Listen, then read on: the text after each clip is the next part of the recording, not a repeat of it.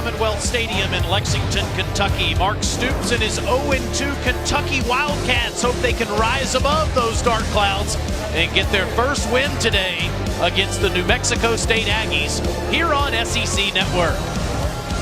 With Jordan Rogers, I'm Taylor Zarzer. Kevin Weidel is down there on the field. You'll see him in just a second. Jordan, Kentucky was crushing Southern Miss. It was 35-10 with 26 seconds to go in the half 2 weeks ago. They've been outscored 79-7 since. How's this happened? I mean, they have hit the panic button on both sides, offense and defense. Coach Mark Stoops said if there's one thing he wants to see today, that's his team make routine plays look routine, something they haven't done. That's going to fall squarely on the shoulders of Drew Barker and his ability to not turn the ball over. 13 of his last 14 drives under center, they've had either a turnover or a sack. They have to avoid that today. We're going to see Barker immediately as Kentucky won the toss and elected to receive. Parker Davidson for New Mexico State will kick off for the Aggies. Saheem King and Jeff Badette are deep for the Wildcats here in the Bluegrass State. Arch rival Louisville crushing Florida State 63-20. What's Kentucky's answer as we're ready to go? Davidson puts his right foot into it. Badette from the one. Makes a move to the middle of the field, and Kentucky will start with solid field position. You mentioned Barker, Jordan Rogers, a sophomore from Burlington, Kentucky. Just a 50% passer, 4 touchdowns, but 4 interceptions, and those brutal sacks, fumbles, and interceptions. It's going to be about how he responds to adversity today. If he does see adversity, you could see his pocket presence, his poise really suffered early in the season when he got pressure in his face. Interesting to see how he responds today. First in the SEC with over 19 yards per pass, getting the start after being benched towards the end of the game last week. Throws it out to the left. It's Garrett Johnson who makes the catch, and only a couple of yard gain. Let's take a look today at the Kentucky lineup. You see Barker along with Dorian Baker. He's a real key for the Cats. Great to see him being healthy, or as close to healthy as he's been. One of their most physically gifted guys on offense. 2nd and 8. Fake to Boom Williams, and Barker keeps it himself. Nothing doing as the New Mexico Aggie front is right there, led by Cortland Busby. One of those things Eddie Grant said he wanted to get Barker involved early was in the run-pass option. You saw it there. He ended up keeping it, but early, the first play of the drive, a nice quick completion.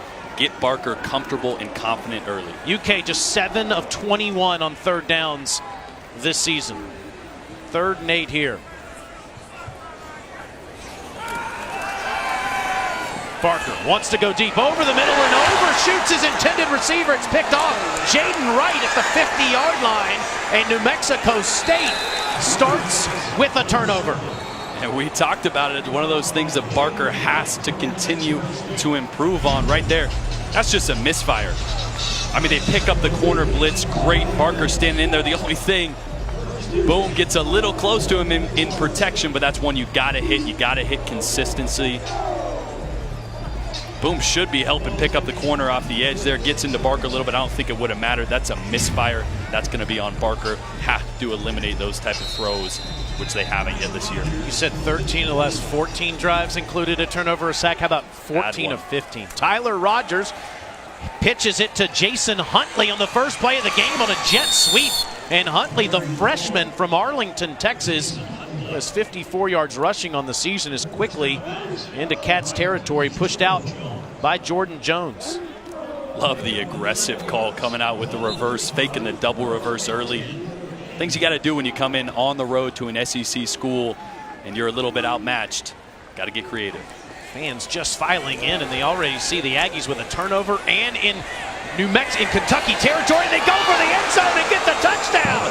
That quickly, it's Jonathan Boone, a 35-yard touchdown reception. New Mexico State leads. Misdirection in the backfield there. Kentucky got lost on where Rogers was going and rolling out, and they hit the throwback.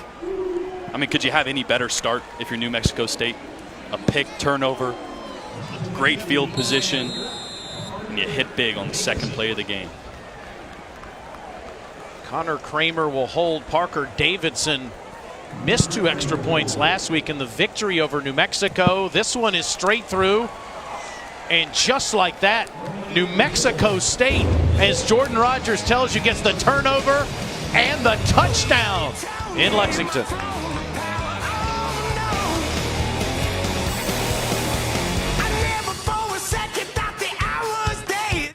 He's allowed 45 points off turnovers this season, including the first 7 today. Let's go down to the field. Our analyst down there all day is Kevin Weidel. Thanks, Tanner. You look at the big play there. The Aggies just hit to take the early lead. In fact, Mark Stoops mentioned that in talking to him yesterday.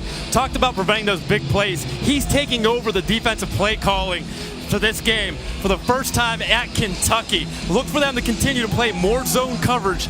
Try to prevent these big plays. Not off to a great start at this point, though. Certainly not. Already an interception by Barker.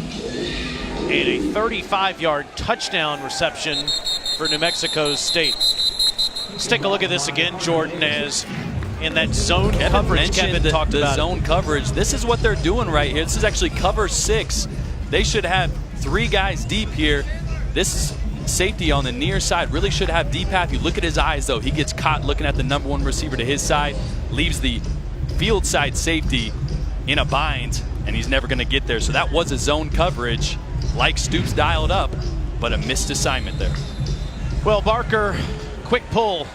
It's Steven Johnson, the junior from Rancho Cucamonga, California, came in relief of Barker last week, and he's here in the second drive of the game. Fakes the handoff under all kinds of trouble, and down he goes after a 1-yard gain. Looked like a missed assignment by someone there.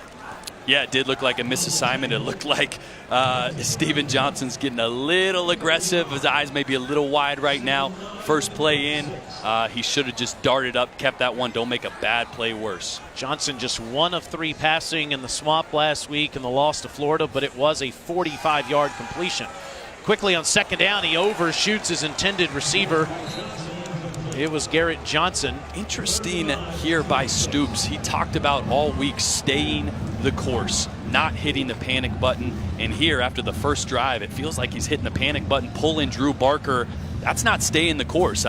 Interesting to see if they continue to use Steven Johnson, or if they give it back to Barker at some point.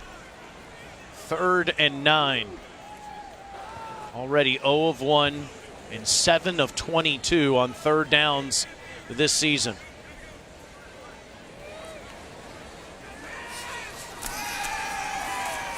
Johnson across the middle, and that's almost picked off. It's Dalton Harrington that almost picked it off there, and another 3 and out for Kentucky as you see Barker getting worked on. That makes a little more sense there for why they put Johnson in. Looks like Barker may have got banged up a little bit. Didn't see anything on that interception, though. Grant McInnes, the freshman from Findlay, Ohio, 9 punts on the season, a 40-yard average. Tyran Taylor is back deep for New Mexico State. He'll field it at the 30-yard line, a fair catch there. It's a 44-yard punt for Kentucky. New Mexico State has the ball and the lead.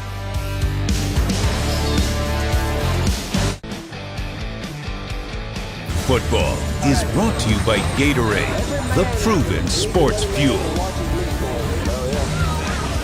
A lot of great food in the Bluegrass State, but New Mexico State has the early 7-0 lead on Kentucky. Doug Martin, 8-30 as the head coach of the Aggies in his 4th season, but he's coming off his biggest victory as a head coach, knocking off arch rival New Mexico last week, and he has the early lead here with 12:34 to go in the first quarter. The senior quarterback Tyler Rogers already a 35-yard touchdown pass, and he's loading up again on first down. Daylight for Jason Huntley, and Huntley gets past the 35-yard line. You talk about what a win does against a cross-state rival like New Mexico. What does it do for this program? Well, it validates everything that Doug Martin and his staff are preaching to these players, and it shows them that they're on the upswing at least. 2nd and 2 as Rogers shows a pistol set His head coach, Doug Martin, played here at Kentucky, was part of the teams that went to the Hall of Fame Bowls in '83 and '84. Xavier Hall in an inside read gets nothing. Third down. Look at that hair. I mean, that rivals Jordan Rogers right there. The stash definitely has me. I mean, that, yeah, I mean, wow. Big, tall quarterback for the Cats. Look at those in the socks, early 80s. Yeah, those are nice. Shoes. Man, no stash. He's got the eye cheaters going now on the sidelines. Here's a 3rd and 4 with Hall in the backfield. Rogers under pressure, flag down, he's tripped up in the backfield. Josh Allen would get the sack if the play holds. Here's today's official, Mark Holding, Curls. number 61, offense. Penalties decline. 4th down. So Kentucky gets exactly what they need defensively. Mark Stoops, as Kevin Weidel told you, calling the plays today. That takes a lot of work during the week for a head coach, because he said, if I'm going to call the plays, then I'm going to write out all the cards. And you could tell when we met with him this week, he looked tired. But that's one of those things. As a head coach, you have so much you have to dictate over offense and defense in order to be fully entrenched and call those plays. Peyton Theisler's punt almost blocked. Charles Walker will not have a chance to return it, and Kentucky still has not returned a punt this year. For an update on Drew Barker, down to Kevin Weigel. Yeah, guys, it seems like Barker took a shot in his back on that first drive. He's been sitting over here on the training table. The trainers have been talking to him. He hasn't moved much, just has his head down. They're having him lean back and kind of do some stretches with his back at this point. It's going to be interesting to see if he comes back. Right now, he's listed as questionable. Steven Johnson started his career at Grambling, then transferred to the College of the Desert. Second game, he's seen some action here for Kentucky. 3 and out the first time. Inside handoff, and he goes around the right side to Stanley Boom Williams, and he's going to try to hit the home run all the way to the house. Touchdown, Kentucky.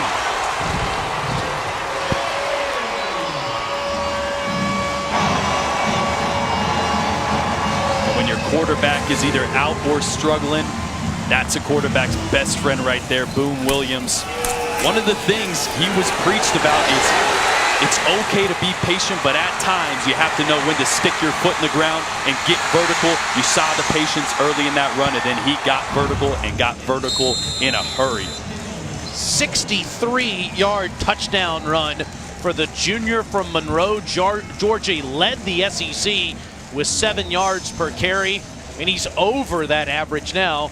After that run, the extra point by McGinnis is up and good. Tie ball game with 11:10 to go in the first quarter. Boom! I know Will Muschamp likes to say that in South Carolina. The tailback at Kentucky does too.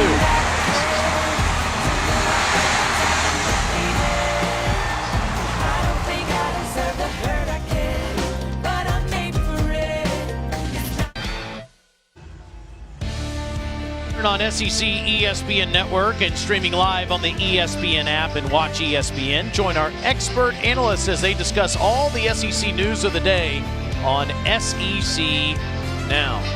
Booger Clint, Dari Noka, great crew as always. Drew Barker being carted off of the football field with an apparent leg injury that he sustained in the first drive for Kentucky today. Kentucky's Boom Williams, with a huge 63-yard touchdown run, has tied the game at 7. So Kentucky will have to improvise with Steven Johnson, their backup.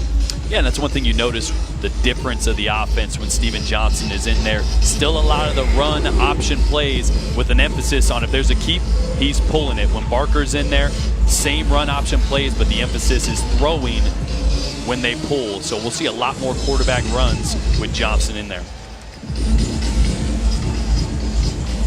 Austin McGinnis to kick for Kentucky. And it's Taylor coming out. Bad decision. Down at the 17-yard line.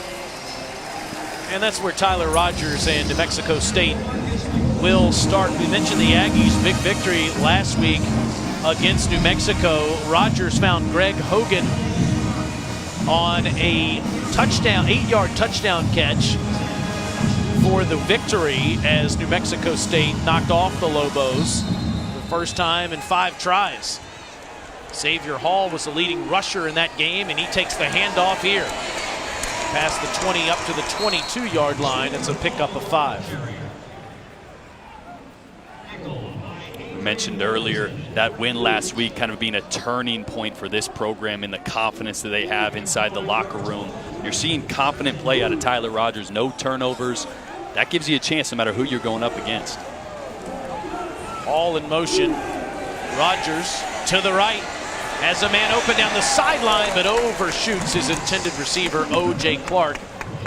It'll bring up 3rd down. Mike Edwards right there with him. Guys, big 3rd down coming here. Last drive on the 3rd down, they rushed forward, played zone. Talked about coming out with stops. Josh Allen was able to get home with the sack. We'll see if they can get some pressure again here. Got him off of the football field, Kevin. You see that 3rd down defense for Kentucky. It's been a disaster so far. Trying to get off the football field on this play. And they can't do it again. Hall out of the backfield with the catch. 1st down, Aggies. We're going to continue to see this be a point of emphasis, 3rd down. Saw him come out up early with a couple stops, and especially on 3rd down, but that's one right there. That's just a blown coverage. Running back came wide open there off of a rub route. Jamar Gertie with the inside handoff here, and he takes it up to the 39-yard line. Gertie, one of 10 children growing up in Victoria, Texas, tackled by Alvante Bell. Keep an eye on the tempo here. New Mexico State loves to push tempo, and that's one thing that Kentucky doesn't have is depth up front. Keep an eye on them. 3 receivers to the bottom, another handoff to Gertie, and he's got no place to go. Bunch of cats converging on him. It's a gain maybe of 1. Niquez Pringle, the first man to him. Pringle is a guy that jumps out on tape.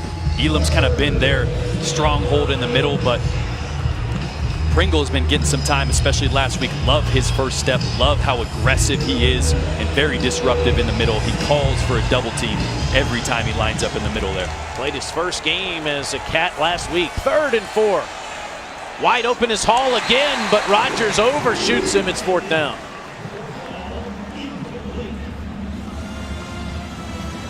So Kentucky forces another punt, and we'll get the football back with 9:16 to go.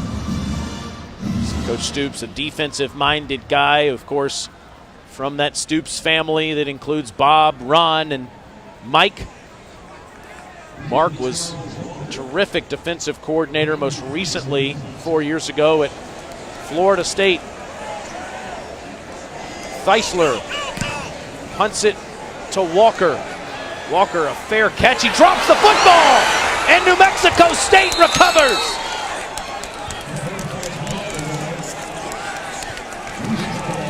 Second turnover for Kentucky, not 6 minutes into the football game. It's one of those plays that Stoops was talking about that Kentucky needs to do is make routine plays look routine. That's a fair catch. 2 things to do there. Throw your hands up, make the catch, or tell everybody to get out of the way. Peter is the call for everybody to exit when it's a short kick like that.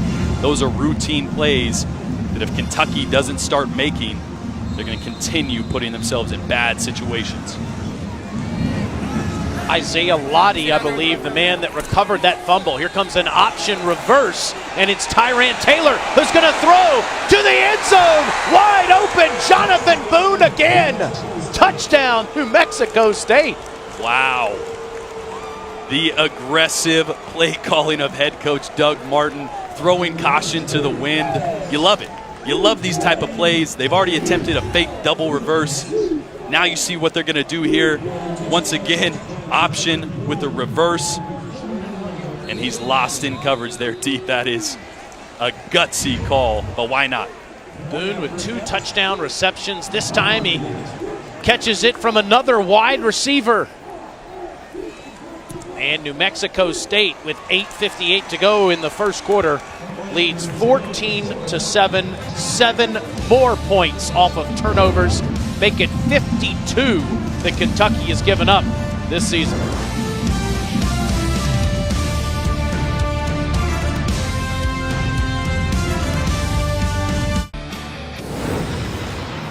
Dory Noka in studio for an SEC Right Now, brought to you by State Farm.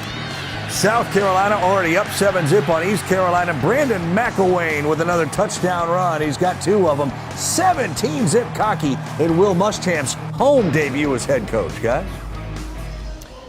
Dari, Gamecocks are headed here to Lexington next week, but the Cats certainly need to be paying attention to New Mexico State. 14 points off turnovers already.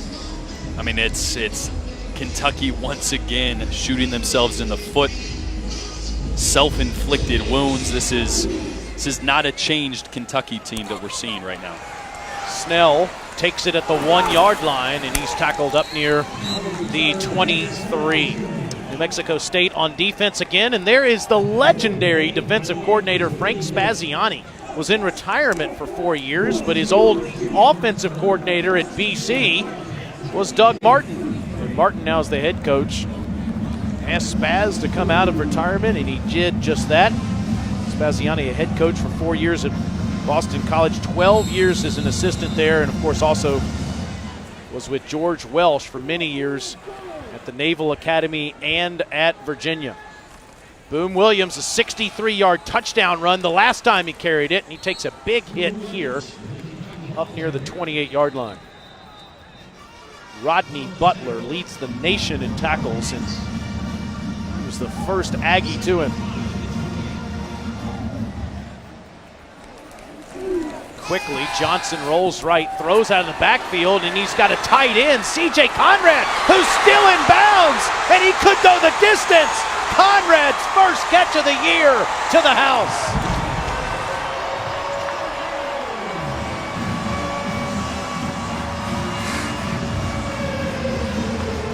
Watch the tight end here, number 87, one of the guys that they've been trying to get more incorporated. What you see here is he bluffs the end. They run a lot of split zone in their running game, so that end sees him attacking, thinks he's going to get blocked. They bluff it, get a nice easy pass for Johnson. That is a huge, huge play to answer the bell.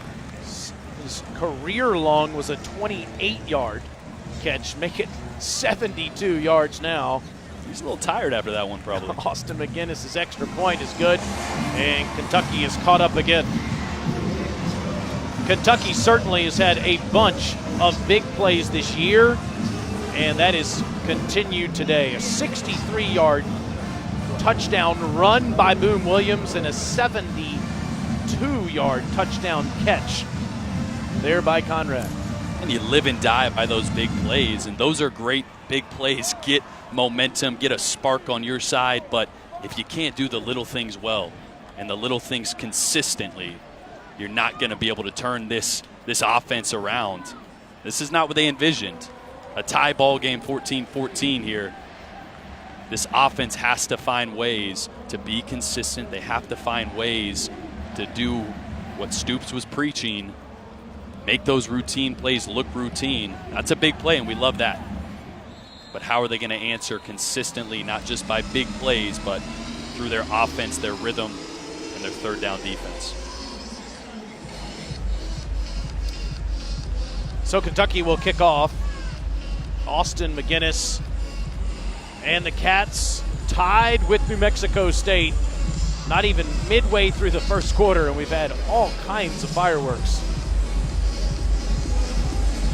Taylor and Hogan deep for the Aggies, and Taylor takes a knee. New Mexico State has been led in rushing the last 2 years by Larry Rose III, and he has been out the entire season so far. He might play next week. He had off-season sports hernia surgery. He's a third-team AP All-American. You see over 1,600 yards rushing last season, over 2,700 in his New Mexico State career. And that sports hernia surgery, Jordan, is no joke. Yeah, and there's a big void without Rose in that backfield. Rogers, inside handoff to Huntley, and Huntley moves the pile up near the 28-yard line. I know you've experienced that. It takes months to fully recover from. Yeah, they tell you 6 to 8 weeks you'll be back to full speed. And that's one thing, running straight ahead. You feel good, you feel confident, but for a running back, it's about those lateral cuts. And that's the last thing to really come back to full speed. And so for Rose, I think it's going to be a continue. 2nd and 6, Rogers, pocket breaks down, and he almost throws a pick. Stepping right in front of the receiver was Chris Westry. You see the lack of an established run game, and that's really that void that Rose emptied. He's not there. He's recovering. They're leaning heavily on Tyler Rogers, and he's doing well, but right there, he needs to protect the ball like he's done. That was a dangerous throw. Westry, a freshman All-American 2 years ago. 3rd and 6, inside handoff, and it's a first down. Kentucky not expecting New Mexico State to run the football, and Hall moves the chains. 9-yard gain there, and fresh set of downs for NMSU midway through the first quarter. Look how quickly they get back and lined up just to see what the look is. Rogers, wide open receiver, but Hogan can't bring it to his body, incomplete.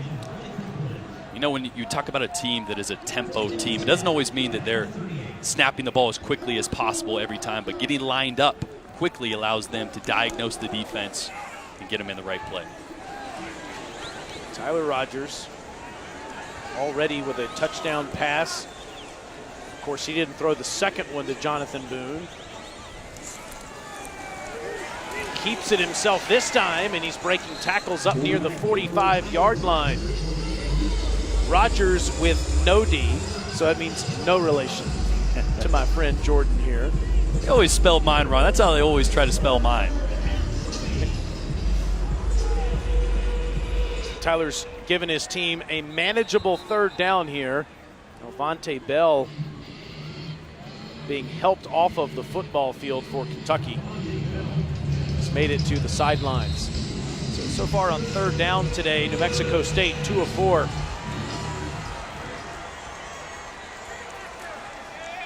Rogers, plenty of space, first down into Kentucky territory, and tackled at the 43-yard line.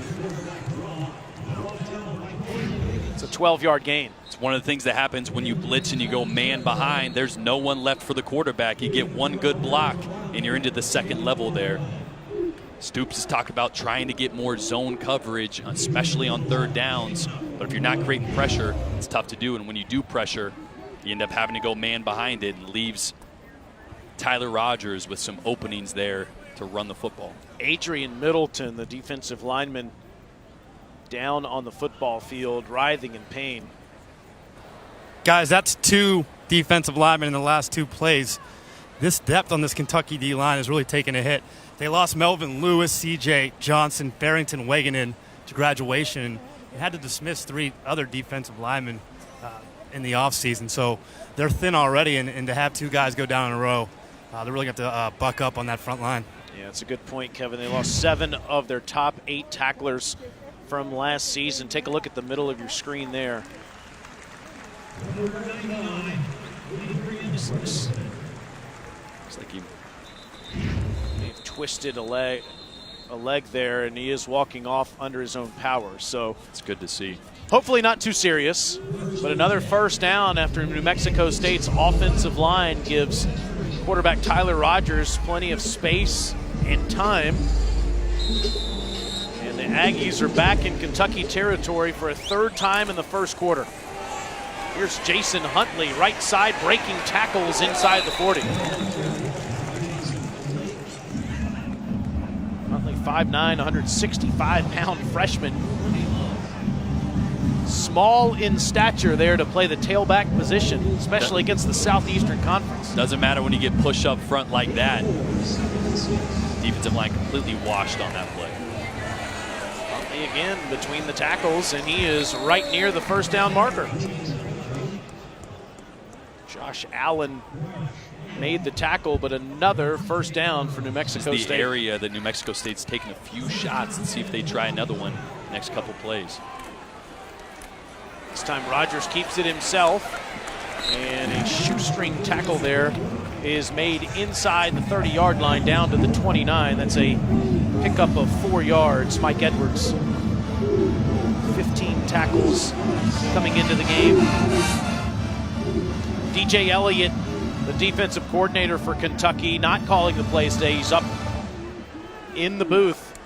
Big fan of Mike Edwards. Here's 2nd and 6. Rogers looks around, plenty of time, surveys the defense, and O.J. Clark wide open for the first down.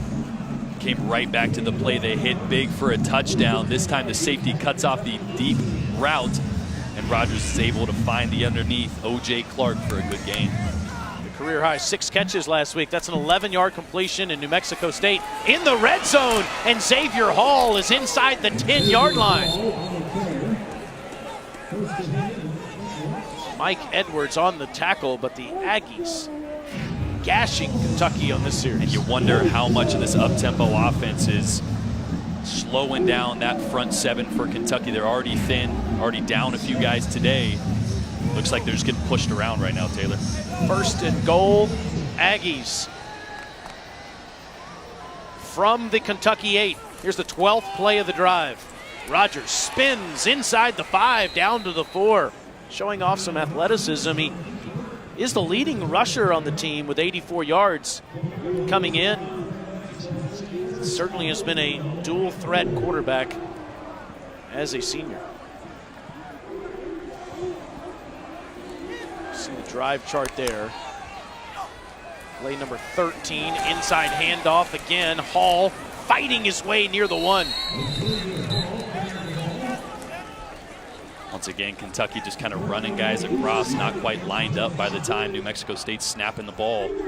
Up-tempo offense is really paying dividends right now on this drive especially. Higgins and Edwards prevented the touchdown, but here we go on 3rd down. Hall to the end zone. Waiting for a signal here to see where the football is. Vontae Bell made the tackle, and they are going to spot him shy. Got to be about a foot down. And a half away. Got to be 4 down territory here for New Mexico State anyway. Imagine they'll get 2 shots here to get about a half a yard. New Mexico State going for it.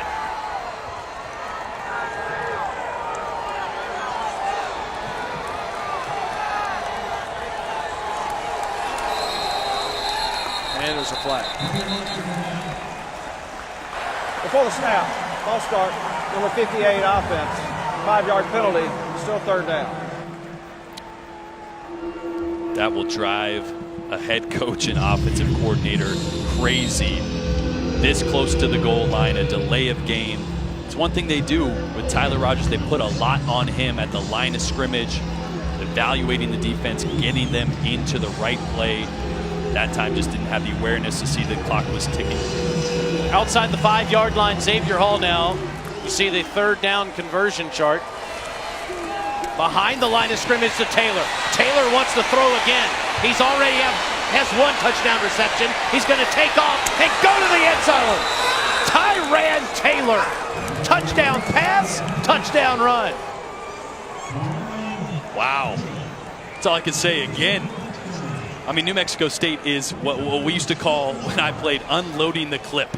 They came in with a whole bunch of trick plays, and they're getting them all out as quick as they can. That's the scary part about going against a team that has nothing to lose. New Mexico State has scored every way today, Jordan. Off an interception, off a muff punt, and now a 15-play drive. The extra point by Davidson is good, and New Mexico State back on top. They faked a double reverse. They had a reverse pass. They go for the double pass here. This is a smart play on the outside. Tight end is covered. Reverse field, try to make a play. He's almost getting a block there from Tyler Rogers. That's just a great way to finish a play. Great blocking by the outside. Gregory Hogan there, one of their top receivers. I mean, that's a touchdown saving block right there. Effort on the other side of the ball. not quite matching what New Mexico State's offense is bringing. 15 plays, took 5 minutes and 41 seconds, and some frustrated Kentucky fans. You see that New Mexico State already 182 total yards with 2:40 to go in the first quarter. It ran it 13 times, only threw it twice on that drive. Davidson kicks it deep, and Kentucky will start at the 25-yard line.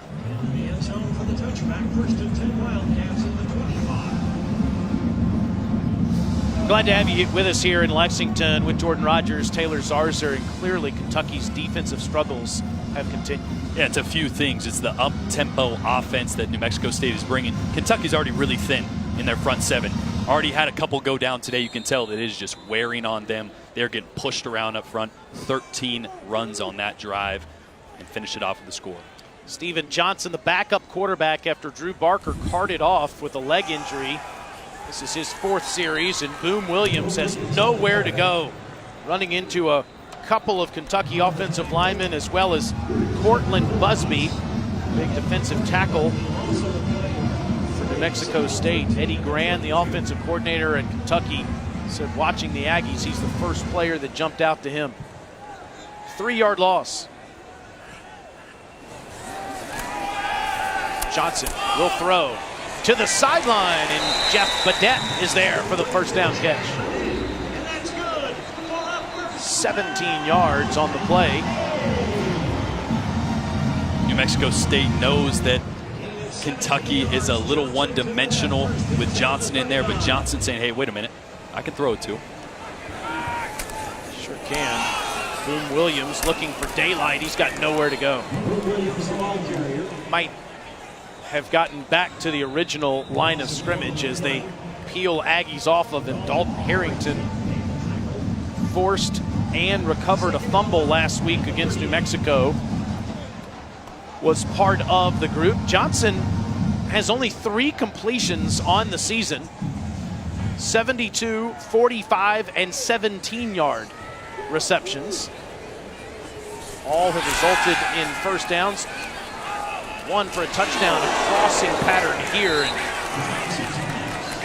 And it is Greg Hark who gets lifted off of his feet, and he is still down. Terrell Hanks made the hit.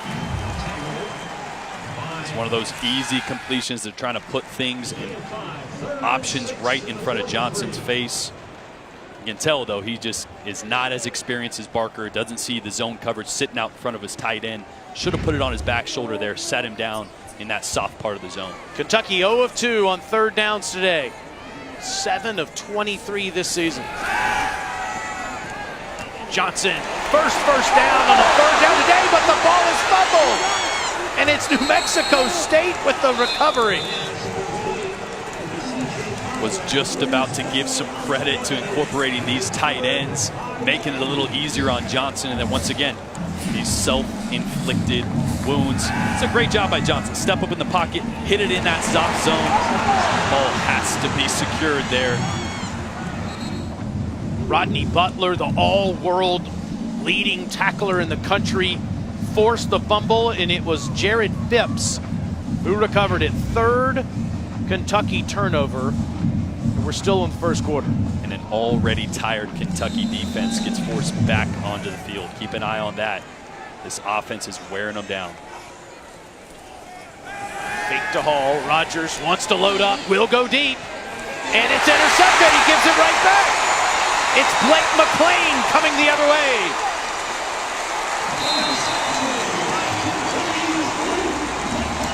The senior from Winter Park, Florida, with his 2nd interception of the season. Huge interception by McLean, guys. I was down here on the Kentucky bench behind the defense. A lot of long faces, a lot of energy drained out that last drive. They had to come back on the field. McLean coming to a big interception there, I think, can give a spark to this defense. We'll see how it plays out. So first turnover for New Mexico State this season, and Rogers forced the issue. And that's one of those things that they've been praising him for not doing, is pushing and turning the ball over. That's a situation he's going to get patted on the butt by head coach Doug Martin. Say, hey, Just reel it in a little bit. Don't push. Don't force. Pistol set for the Cats from the New Mexico State 39. First play that Kentucky has run in Aggie territory today, and it is unsuccessful. Dalton Harrington again in the Kentucky backfield. Boom Williams is still down.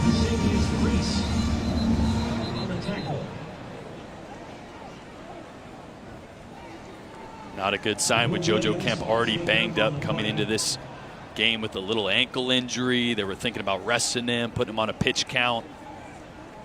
Not a good sign there for Kentucky with Boom down on the ground.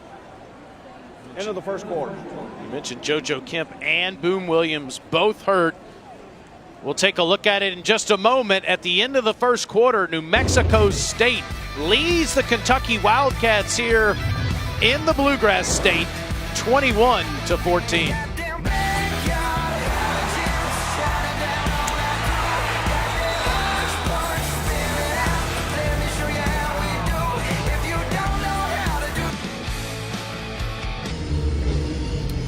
Well, the officials corrected a wrong after an injury. You can't let the clock continue to run when a player is laying on the ground, and so we still have 11 seconds remaining in the first quarter. Well, we did. They ran the clock, and now we have reached the end of the first quarter. So you didn't miss anything. New Mexico State leads Kentucky 21-14. Stanley Boom Williams just suffering an injury, Jordan, and JoJo Kemp is out for the game. There's no JoJo on the field. There's no JoJo in the stands today. I know that there are some people out there that are upset about that. Benny Snell, we're going to see him, I would imagine. Saheem King and many other backup tailbacks are going to have to carry the load for the Cats. What haven't we seen today? A double pass, a reverse pass. New Mexico State is pulling out everything in their arsenal. I guess if there's silver lining, Kentucky's driving. Still a 7-point game. They've hit some big plays. Boom Williams, we hope he's okay because he's capable of plays like this, getting vertical, beating guys with his speed. And then C.J. Conrad, a guy that's not known for beating people with his speed. Great play design there, something that Eddie Grand wanted to incorporate, getting the tight ends more touches. Only one touch for Conrad coming into the game on the season. Already a few big plays. Seen reverse passes by wide receivers for New Mexico State that resulted in touchdowns, muffed punts, interceptions, fumbles, injuries, just everything but people named JoJo. And that was just the first quarter. I mean, we're in for it. This is it's going to be a dogfight, and I don't know if Kentucky came into this game thinking it was going to be a dogfight like this, but that's one thing Stoops wanted to see. How would his team respond? You're seeing it right here. Going to have to continue to match New Mexico State point for point. Steven Johnson in at quarterback after Drew Barker's first quarter injury. Johnson from a muddy pocket has nowhere to go. Now he escapes and he's on the loose. And he's up to the 35-yard line. Marcus Owens on the tackle for New Mexico State as the junior shows off his footwork. They did a great job picking up a twist there. That's just a long time for those offensive linemen to block. Johnson has got to get rid of the ball a little quicker. 3rd and 6. Flags all over the field. Johnson throws and it's picked off. Jared Phipps that would have the interception, but let's see if New Mexico State was offsides.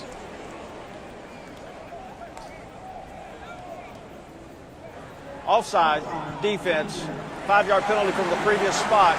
Replay 3rd down. That's one of those plays a veteran quarterback loves to see. You know you have a free play there. Obviously, Steven Johnson still cutting his teeth here. That's one of those you just throw up into the end zone because you know you have a free play. So we can live with that right there.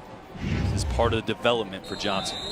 3rd and 1 for Kentucky. 0 of 3 on 3rd downs. Converted, but then fumbled the last time they were in this situation. Long snap count. Johnson, the handoff. Around the left side, it's Snell. And Snell inside the 15. He's fighting hard to the 11. Benny Snell Jr., the freshman, Westerville, Ohio. When you have a couple of your playmakers out for injury because they're banged up, you rely on guys like Toth right up there, clearing the way for Snell. He's their best guy up front. Not necessarily the most talented guy on this team, but the most steady, most consistent. And he's the quarterback up front. And right now, with a young quarterback, he's making all those calls. 18-yard gain. Snell again, this side, this time inside the 10. It's a pickup of 5 yards. Kentucky trying to establish the ground game as Jacob Wonga made the tackle for New Mexico State. Going to have to do it with a lot of inexperienced ball carriers.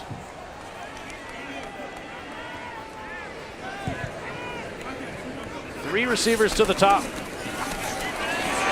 Johnson keeping it himself, and he gets inside the 5 before Austin Perkins upends it. Another third down. Inexperience in the backfield, you're right there. One thing coaches love about Benny Snell Jr., his ability to get north and south. One of those things they're continuing to preach for Boone Williams. Snell, as you can see, evident in this drive, he does a good job getting north and south, just getting those tough yards when you need it. See if they go back to him here. See Conrad serving as a fullback in front of Johnson.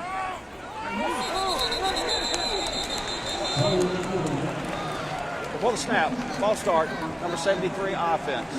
5-yard penalty, still third down. It's one department where Kentucky has been pretty solid so far. League least 8 penalties coming into today, but unfortunate one there for Kyle Meadows. See Kentucky, all the yards they've had in the first quarter, 218. Previous 6 quarters have been a house of horrors, but their defense has continued to struggle. Here's a 3rd and 7. Johnson to Conrad, to the end zone! Touchdown!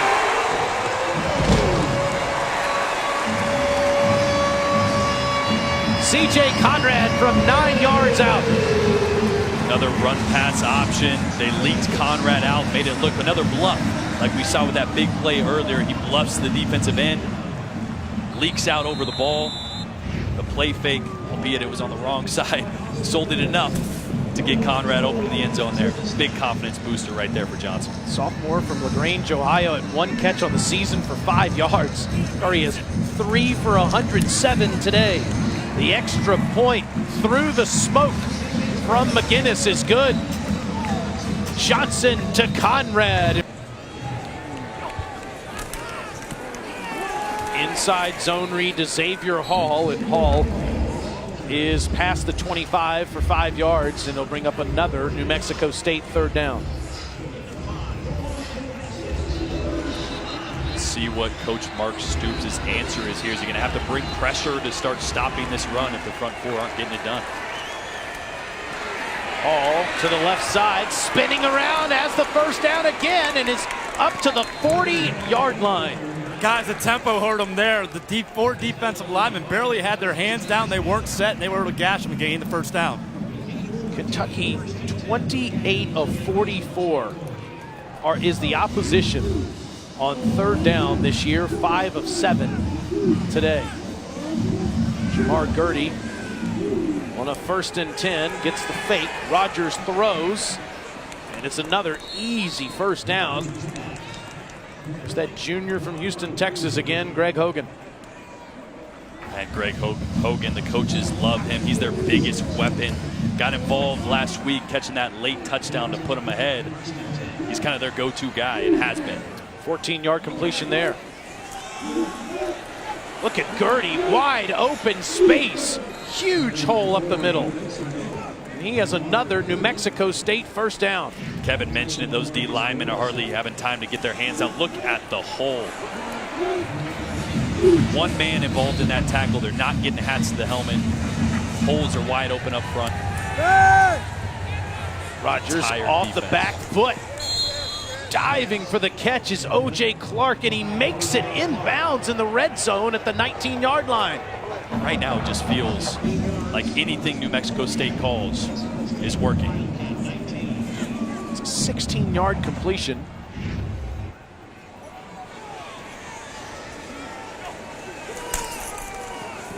Rogers makes a man miss. Another positive play, diving ahead near the 12. Jordan Jones on the tackle. Rogers showing some footwork today and some athleticism, as he could have been stopped for a loss there. It's a timeout called by New Mexico State. 10:21 to go here in the second quarter. And the Cats and Aggies all square at 21, but New Mexico State's on the march again.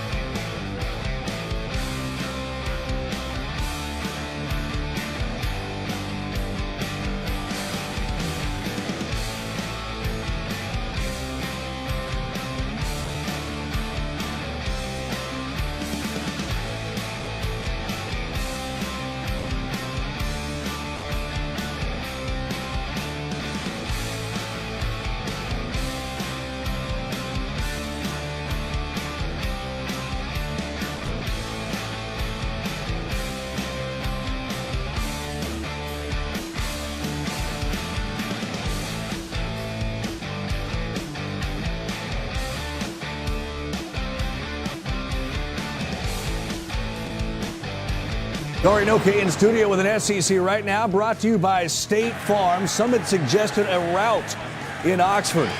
There may be one, but it's not going the way most thought. Chad Kelly to Evan Ingram. Touchdown. Ole Miss just hit Jalen Hurts and scored again on the recovery. Guys, they're up 3 touchdowns. Wow.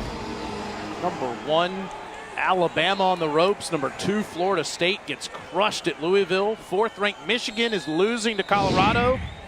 You see the AP top 25 with SEC teams. Kentucky tied with New Mexico State here, and their quarterback, Tyler Rogers, gives them a 1st and goal inside the 10-yard line.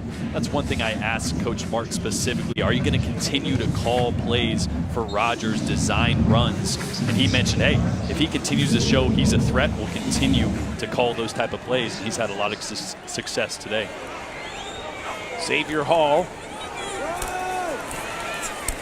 is to the 5-yard line. And it'll bring up 2nd down for the Aggies from there. How do you apply more pressure if you're Kentucky? There's a few ways. Right now their front 4 is tired. They're getting pushed around. You have to fill up those gaps in the interior, so you have to bring either Sam linebacker or nickel linebacker off the edge. Rogers with all day to the end zone. Touchdown. There's a flag down in the end zone. Hogan makes the catch, and we'll see if it stands.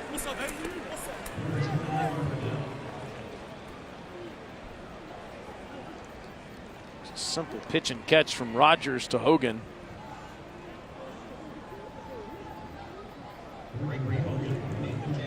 Before the pass, holding, number 29 defense. The penalties declined, touchdown.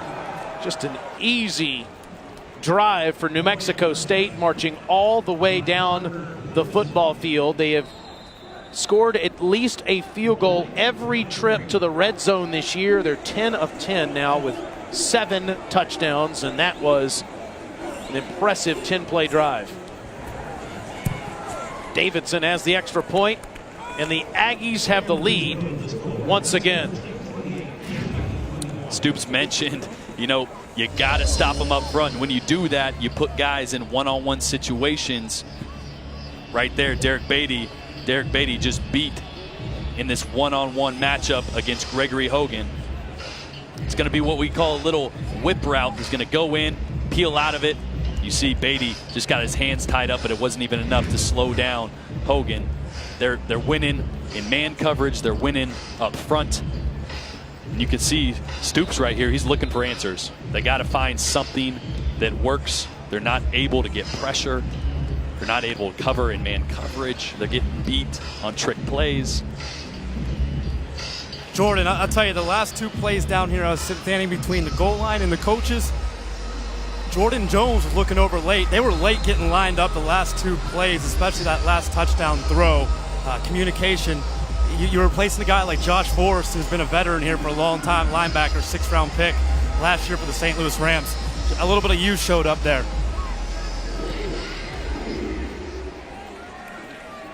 Snell lets it go over his head, and Kentucky will start at the 25-yard line. I think the only way for Kentucky's defense to be successful today is for their offense to continue to score points.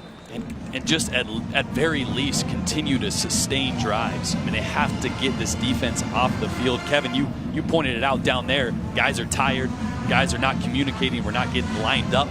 Kentucky is not ready for these plays that New Mexico State is running.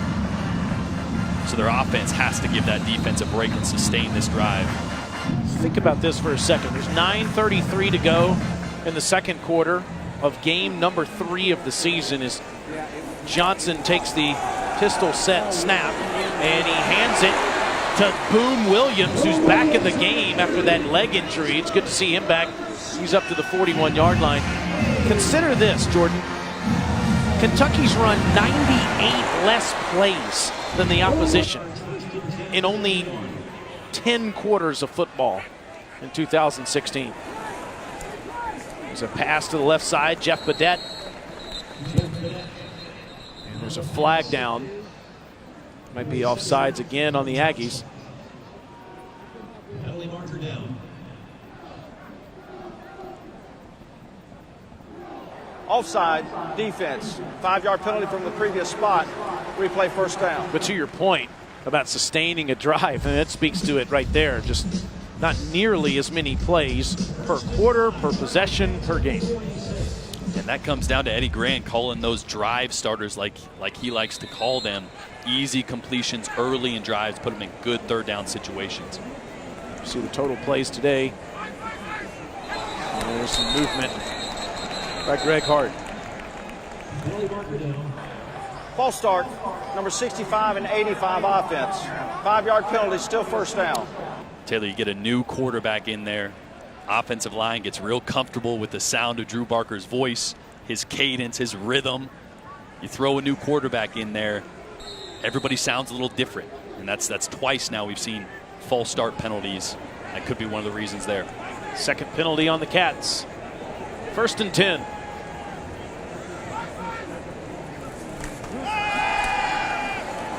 Johnson will load up, going very deep. Streaking under the football is Jeff Badette. That is a 54-yard reception for the junior from Orlando, Florida. Badette's their guy that has elite breakaway speed. You saw it right there, beating the coverage. Talk about Steven Johnson and his passing ability. Boy, beautiful throw there. 1st and goal, Kentucky.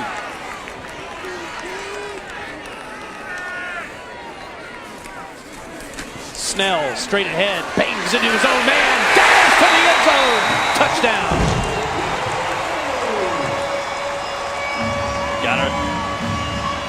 We got ourselves a shootout. Here's the play that got him there. There's one thing about being a running back and making big plays, but that right there by Boone Williams is the reason they were able to complete that pass, ended up scoring the touchdown the very next play. It's little plays like that from Boone Williams that allow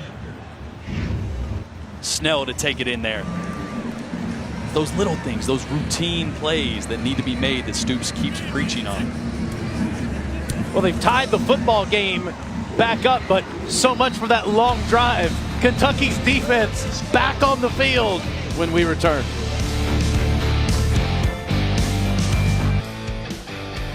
Network Football is brought to you by Gatorade, the proven sports fuel. Don't let anyone tell you that Kentucky isn't committed to football. They've spent over $170 million in the last year and a half. They just opened this new football facility a month ago with that brand new weight room. You saw the new office complex and the locker room as well. And the football field and stadium also received a significant re-imaging. In total, we said $170 million, 125 of that spent on Commonwealth Stadium. We've seen a lot of fireworks inside so far today. 28 apiece as the Aggies get the football back, and they will start at their own 25-yard line, Kevin Weidel.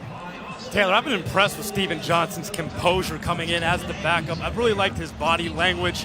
He's come off the field the last two touchdown drives. The first time, very calm, comes over to the phones, got on the phone with Derek Hinshaw, the quarterback's coach. The second drive here, this last touchdown drive, comes over. He's growing in terms of feeling more comfortable around his teammates. You're really starting to see that leadership quality grow within Steven Johnson here in this game. So true. I've been impressed with Weidel's hair so far. All the talk about Jordan Rodgers' hair. Weidel's hair battling the elements today and holding up. Huntley makes the catch in the backfield, and he's tackled for a big loss. It's Mike Edwards on a loss of 4. Back to Kevin's point there, Johnson, not just confident on the sidelines and on the field, but his pocket presence and poise, especially on that deep throw there. He had a blitzing linebacker coming in. You don't know if Boom's going to get to that block or not, but he stood in there and delivered the pass. Jason Huntley standing to Tyler Rogers' right. Quick throw. And a catch made for a 5-yard completion. It's Jaleel Scott. 3rd down, New Mexico State. Huge play for Kentucky here. See what Stoops dials up here, making a substitution. Is going to bring some pressure, stay back in that zone that he was talking about all week. There you see it today. 5 of 7 are the Aggies on 3rd down, and Kentucky has all kinds of confusion on defense. Rogers throws wide of his intended receiver. Courtney Alvante Bell applying pressure. Look at all the chaos defensively here. That's what they did. They're walking around trying to get lined up. But what that does, it confuses the offensive line too, and they bring the nickel off the edge. Just not enough time for Rogers to complete that. That's what they need to start doing, incorporating more pressure, mixing up their looks up front. Right now, they cannot rely on just their front 4 creating pressure or stopping the run. Only a 31-yard average for Peyton Feisler today. This is his 3rd punt. Will a Cat finally get a chance for a return? Charles Walker does. That's the first return of the season for Kentucky, but yields no yards. Kentucky has the football when we come back. Minutes on the Auto Owners Insurance Halftime Report. Myself, Dari, Chris, Boog will show you what Alabama and Ole Miss are doing. Tide, though, storming back in the second quarter. We'll show you how Tennessee got by again. Get you ready for tonight. Kentucky in a battle right now. Yeah, if they clean it up, they'd be in much better shape, killing themselves right now. I like how Steven Johnson's playing, though. Love how he is. 6 for 8, couple touchdowns for him so far. We'll see you at halftime, guys. Yeah, I'm with you, Booger. Steven Johnson so far has been terrific off the bench as Drew Barker hurt his leg, and Johnson has gone the rest of the way. Fakes the handoff, throws, and he's got a tight end. Greg Hart wide open. He moves the chains again. Johnson now 7 of 9, Jordan, for 194 yards. Making the throws that he needs to make to move the sticks. Good play action right there. Held the linebackers even just for a second to allow an opening there for the tight end. See the passing yards per game. Johnson's already eclipsed that. Fakes it to Boom, will roll to the right. And throwing on the run, the catch is made but incomplete in A&M in New Mexico State territory. It's Jabari Greenwood that made the catch. Let's see this again. Comes in out of bounds. 2nd down. Ball at the 26, 2nd and 10. Greenwood, a true freshman from our nation's capital, still looking for his first collegiate catch.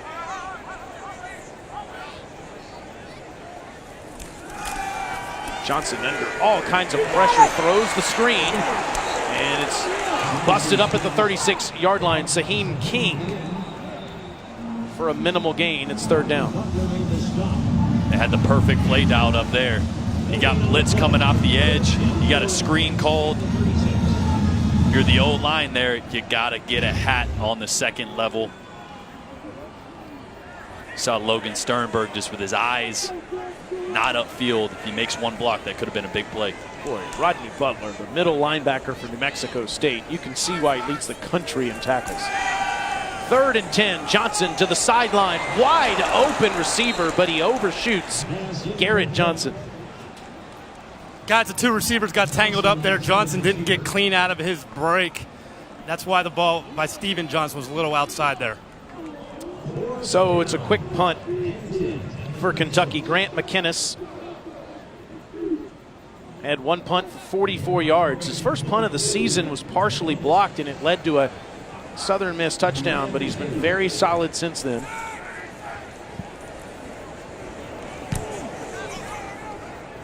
This one is off, and it takes a New Mexico State bounce, and it's fielded down at the 31-yard line.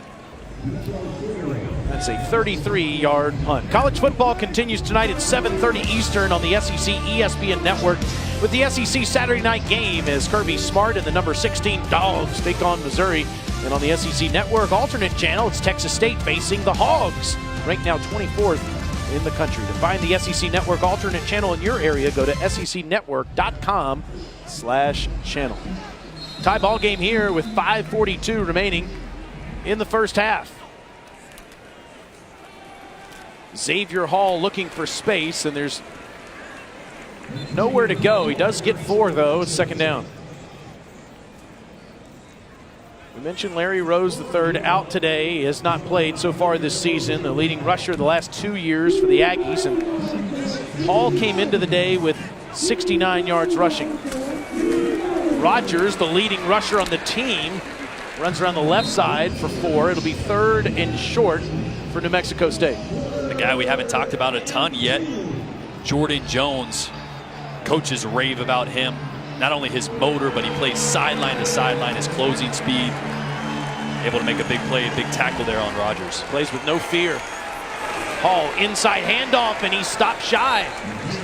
Right at the 40-yard line, Courtney Love wraps him up.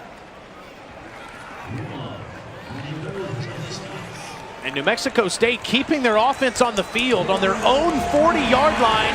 They're going for it. Hall, handoff, and first there's a whistle. Before the snap, first charge timeout, Kentucky. 30-second timeout. And in retrospect, Mark Stoops might want to have that one back.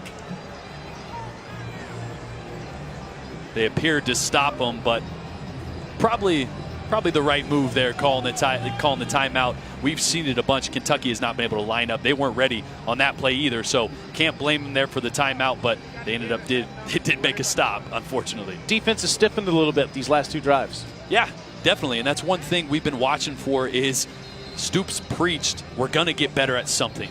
He just didn't know what it was going to be yet. Right now they're looking to get better up front. I think they're going to continue to bring pressure in order to help out that front 4 and stop the run. We saw it right there. They were able to get some penetration, but an untimely first down. An untimely timeout. Let's do it all over again. 28 all, 4:38 to go in the first half, and New Mexico State, Doug Martin is going for it on his own 40-yard line on 4th down. Aggies 2 of 3 this season. And now the Aggies want a timeout. Second charge timeout, New Mexico State. 30-second timeout. Kevin Weidel, this is interesting that Martin would go for it in this situation. His offense has been so successful so far today, and clearly he's a confident head coach. The opponents this year against Kentucky are 2 of 3 on 4th down. It's a pretty bold decision here, Kevin, to try this. Yeah, I think they're going to end up putting it, Taylor. I think it's just your tie ball game. You played well so far. You don't want to give Kentucky great field position here and let them get the lead coming in and the momentum coming into the second half. And that's exactly what happens. Peyton Feisler back on the field to punt it deep to Charles Walker.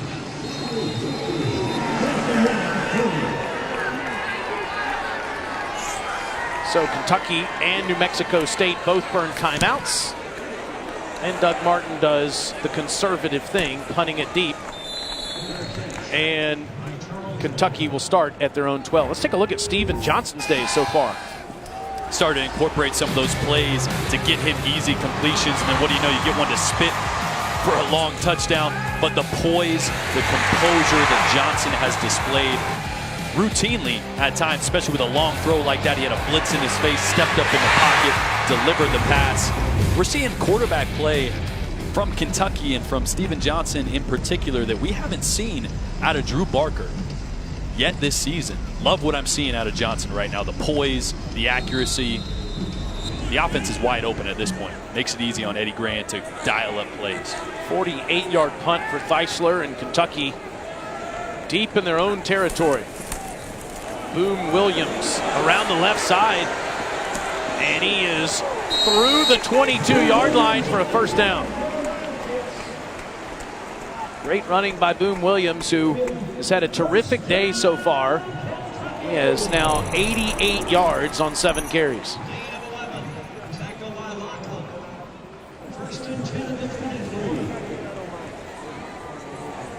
Just over 4 minutes to go here in the second quarter. They try Boom Williams straight up the gut. And he reaches the secondary of the Aggies for another Kentucky first down. It's one thing when you're catching balls on the offensive side from the tight end position, but when you can lock up blocks like this that free Boom Williams, great block there by C.J. Conrad, delivering on both sides of blocking and catching today for Kentucky. How about that? Already over 100 yards on the day. This time Johnson keeps it himself, and he is horse-collared to the ground. No flag thrown on what was certainly a horse-collar tackle by Terrell Hanks. Watch this one again. Looks like he's got his hand in there around the pads. Missed a call there. I think that's definitely horse collar, especially on the quarterback. That's usually those plays, and the stadium's now reacting to it. They saw it too. You usually see those plays called, especially against a quarterback. Head scratching. 3-yard gain by Johnson. Tries Boom again, and Boom gets to the second level. Past the 50, inside the 40, and out of bounds at the 38-yard line. Flips the field for a 23-yard gain. Love the patience there, guys. He's really improved in between the tackles this year. I think he's one of the most elusive backs in the SEC. And look who's leading for him once again. C.J. Conrad pulling from the opposite side on a power run, leading the way for Boom Williams once again. He's out on this play, getting a little breather, and it's Benny Snell back there. And Snell, who already has his first career touchdown, and he gets near the 30-yard line for a 7-yard gain. Boom Williams leads the Southeastern Conference again this season with yards per carry, over 7 yards per attempt last year. Same story this year. Yeah, it's a mixture of his patience. It's a mixture of him being able to get north-south. That's one thing Eddie Grant really wanted him to do, is focus more on getting north-south. You're seeing him do both, but at the right times. That's why he's been able to get and have so much success today. Snell is staying on that average and even eclipsing it inside the 15, down to the 14-yard line. Well, Taylor, you would have run through that hole right there. The O-line blew it wide open. Great blocks there by Ramses Myers as well as C.J. Conrad to spring the run there. I don't know how fast you are, but I think you could have got about 5 or 6 there. Charge timeout. I was already a big Mexico fan of State. yours. The fact that you believe in me between the tackles I don't know makes about me believe, even, I'm even more confident in our friendship now. There's no question big holes that the offensive linemen for Kentucky are opening up for these Wildcat tailbacks. Most notably Boone Williams and now Benny Snell. Coming up at halftime, you can watch the live performance of Kentucky's Wildcat Marching Band on SEC Network Plus. Start streaming now on the ESPN app and on Watch ESPN. It's always fun to see the band down there on the field, and it's neat that we have that ability now here in the Southeastern Conference on SEC Network. Cheerleaders are here today. They've won 21 national championships. There they are. Get down here on the boundary. You got Ross, their 6'6", 225-pound sophomore, man-to-man coverage. Watch out for that. Instead, the inside handoff to Snell, and he runs into Landon Young, his left tackle, before he was hit by any Aggie to the 10-yard line for 4 yards. Landon Young, the true freshman, starting at left tackle today with Cole Mosier out with an ankle injury. 85 seconds to go, first half.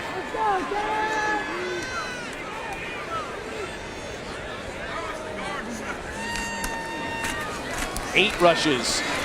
And then Steinitz Johnson to the end zone, and he is down inside the 1. He hit Timon Lachlan inside the 1. I know Lachlan will be credited with the tackle, but it was more like Steven Johnson tackling him. Talk about the confidence that number 15 is playing with right now. Look at him put his shoulder down. The ruling on the field of the runner short of the goal line is under further review. Take another look at this, and I know up here, Doyle Jackson, the replay official, wants to take a good look. Again, we have 8 officials on the field this year in the Southeastern Conference, and Steve Shaw, the coordinator of officials in the SEC, has done such a great job in the offseason explaining some of the changes. A replay official at the same level we are, Jordan, up here in the press box, and we have replay officials in Birmingham, 3 of them, that'll also take a good look at this. Gonna look at when his elbow goes down. That looks like it's the first thing to hit, and where the ball is when his elbow right there. We can get a side shot of it. It's pretty close.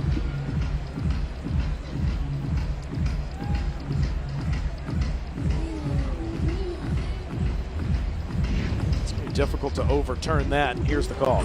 After further review, the ruling on the field is confirmed. First down. So first and goal, Kentucky from the 1-yard line. Kentucky in the midst of an 8-play drive, all of which have been runs. 1:08 to go in the second quarter, tied at 28. See the total yards today. 1 more yard, and they have 400. 1 more yard, and they have their first lead of the day. Here's a Wildcat formation. Benny Snell takes the snap, dives to the end zone. Touchdown, Kentucky.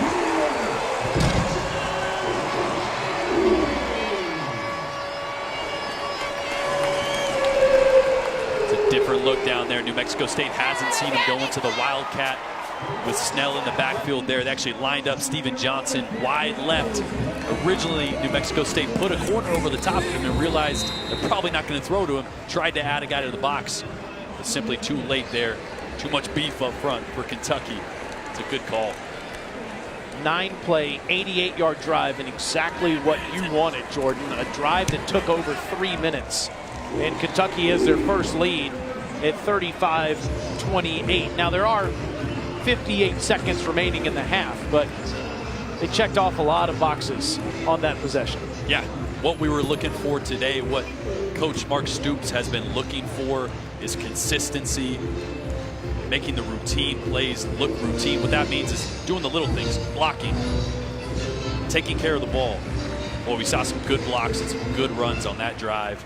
A lot to build off of going into halftime here, but hey, 58 seconds feels like an eternity the way this first half has gone. So don't count out New Mexico State. Out of timeouts, but boy, don't know what to expect today.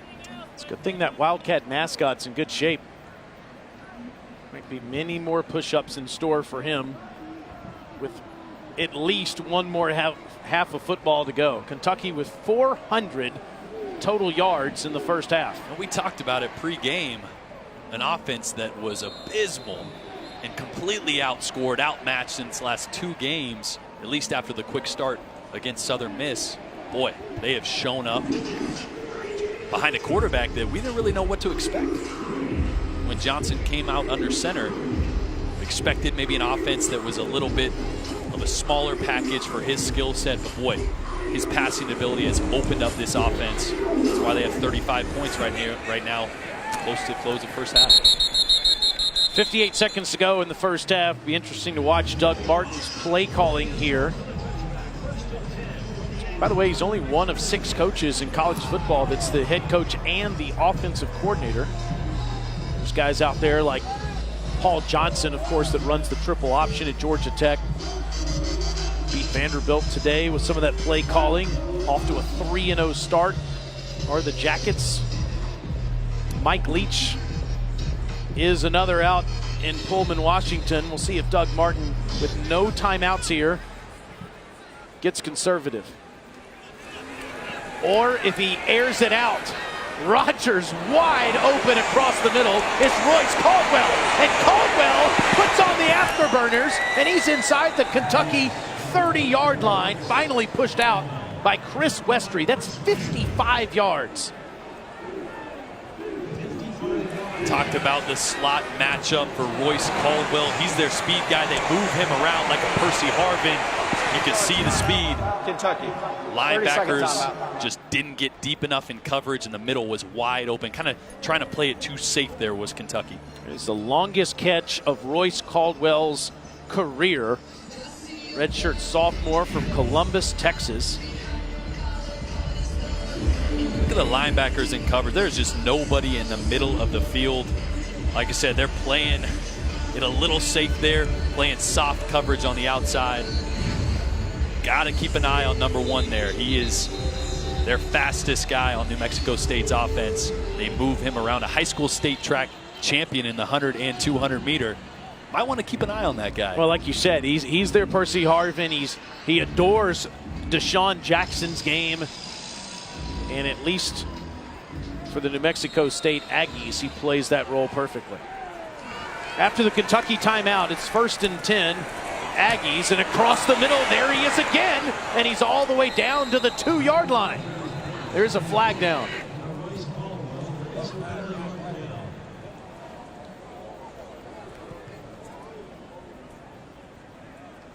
If it stands, it's an 18-yard reception. Personal foul.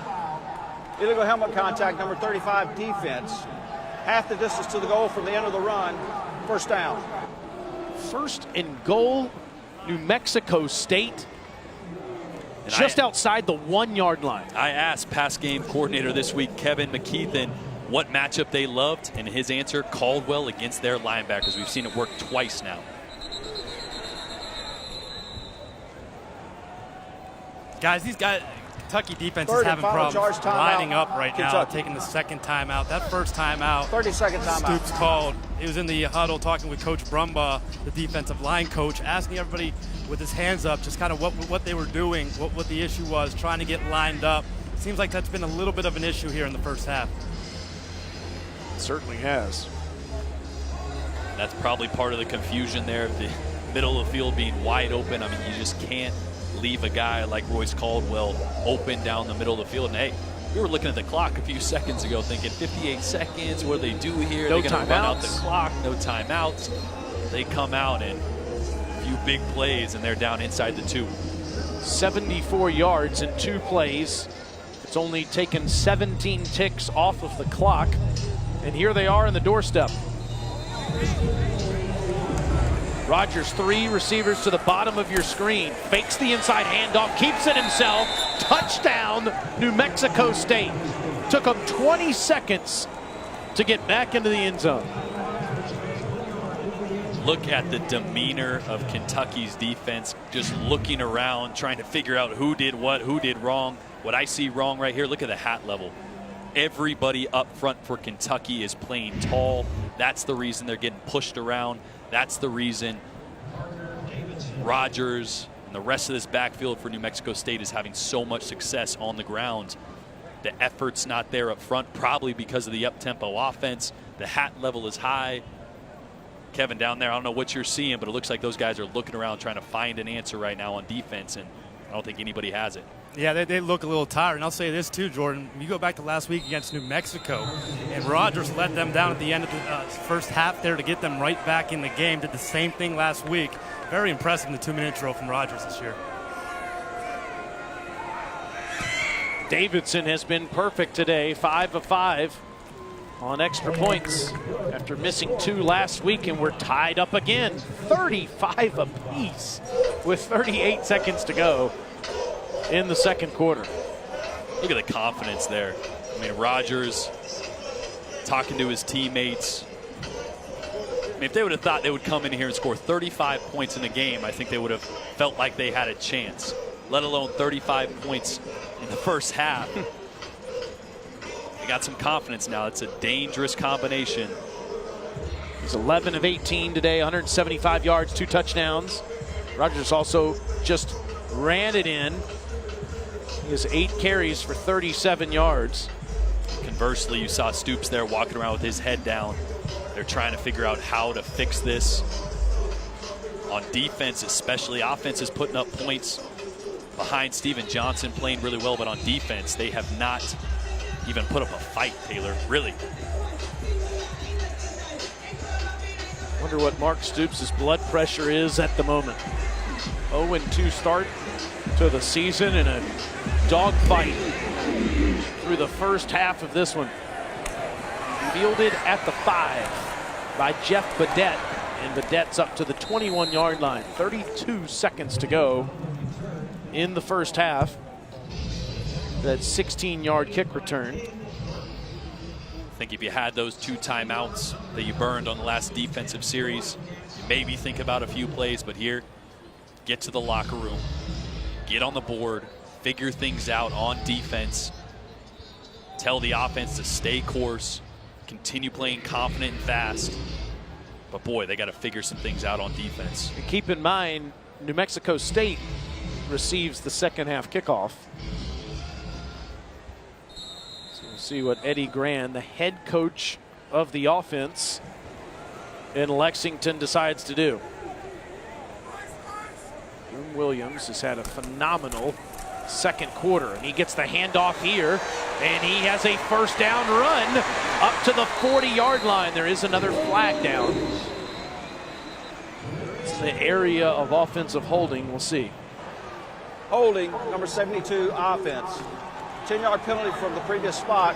Replay first down. That's the leader of the team, John Toth, their center.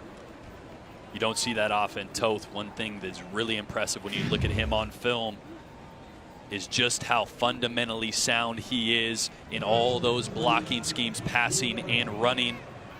You see him get his hands inside, but the problem here is when that running back gets past you saw it there, the jersey pull.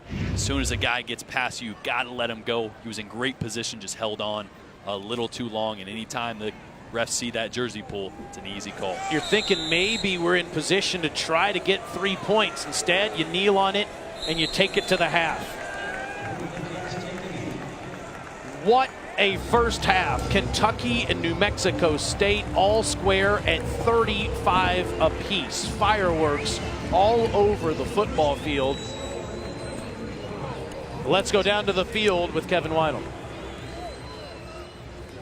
Coach, defensively, what adjustments you got to make to slow down this Aggies offense?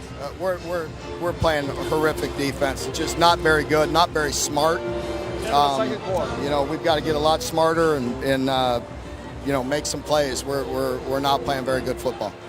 Offensively, Drew Barker goes out in the first series. Steven Johnson steps into the fire here. Assess his performance in the first half. I thought he did some really good things.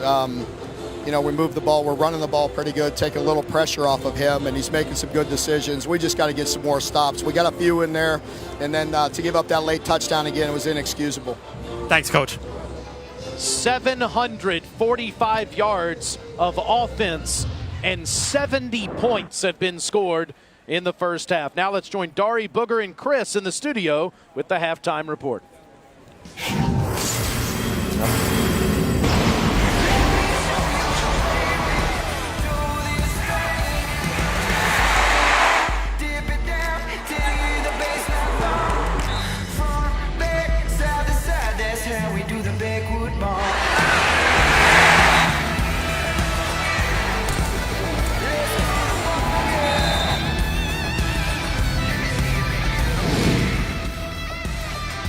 What a first half in Lexington, Kentucky. The Aggies and the Wildcats tied at 35 apiece.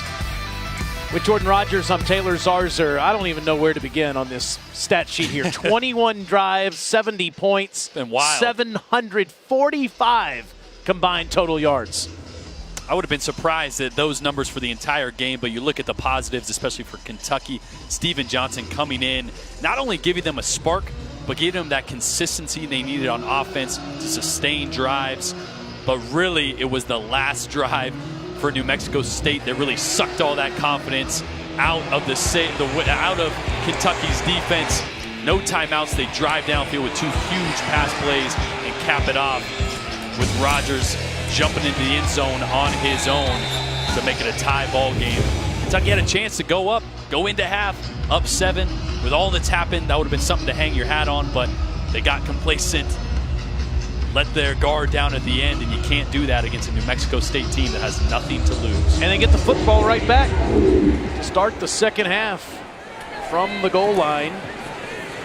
Teran Taylor hit in the head near the 15, and he's up to the 17-yard line. To our field analyst, Kevin Weidel. Thanks, Taylor. I had a chance to talk with head coach Doug Martin of the Aggies coming out of half. Talked about the defense. Need to do a better job tackling. I also mentioned to him about unloading the bag with the trick plays. Doug Martin responded, "Hey, we didn't came here to be loose. We didn't come here to lose the game." So I'll say this: offensively, they're might have to do it without a weapon. It looks like wide receiver Royce Caldwell will not return the game. What Doug Martin called could be a broken left leg. Goodness. Well, he was sensational in the first half, and that is a huge blow. He had 2 catches for 72 yards, including a 55-yard reception on that last drive that Jordan alluded to. First carry of the second half, it's Xavier Hall for 9 yards. Hall quickly gives New Mexico State a fresh set of downs at the 30. And right back at it, status quo for this New Mexico State team is pushing the tempo. Let's see if Kentucky at halftime in the locker room figured out a way to get pressure on Rogers and stop the run game without just relying on their front four. All with over 65 rushing yards. Rogers loads up, and it's almost picked off. It's Derek Beatty stepping in front of the football there. It's a loud incompletion. Once again, you see Rogers, they've done this a lot, moving the pocket, chop block, especially number 62-22 offense. Especially being half the distance to the goal from the previous spot.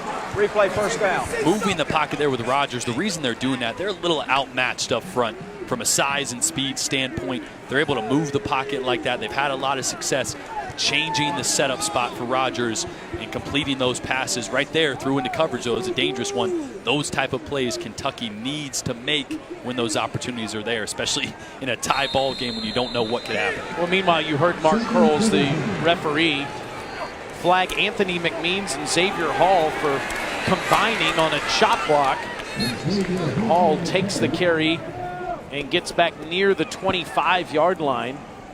It's a pickup of just over 9 yards and a more manageable second down. Kentucky's defensive line so maligned through 3 games, in part due to injuries and dismissals before the season ever began. 2nd and 15. Rogers loads up and hits the receiver and the defensive back. It was Isaiah Lottie, the intended receiver. Mike Edwards had a chance at it. We talked about pressure. We talked about Mark Stoops changing the methodology of this defense, allowing them to play more zone coverage, like he liked to call it. He wants his guys to have more zone eyes, to be seeing where Rogers' eyes are going, where the ball is going. But once again, I'd be careful giving Rodgers that much time back there. He's been able to hit big, almost hit him again there big. Aggies 5 of 9 on 3rd down today. Ball start, number 58, offense. 5-yard penalty, still 3rd down. Desmond Candelieri, the left guard, moving too quickly. Guys, Isaiah Lottie with the drop there. That was the position that Royce Caldwell would have been in the first half, taking over for him, getting some run in that slot, already feeling the effect a little bit here in the second half. And already 20 yards of penalties for the Aggies, only at 14 total yards in the first half. Rodgers is tackled up at the 25-yard line by Courtney Miggins, and the Aggies will be forced to punt. It's a great point by Kevin there. Royce Caldwell out with injury. Isaiah Lottie in there. Doesn't have a catch this game. Only 2 on the season. I feel like that would have been a catch that Royce would have been able to pull in there. See if they can find someone to fill that void. They will need it down the stretch to stay in this game. Peyton Theisler, 5th punt today. Line drive. Walker fields it at the 38. Here's a flag down. And he is tackled just shy of midfield.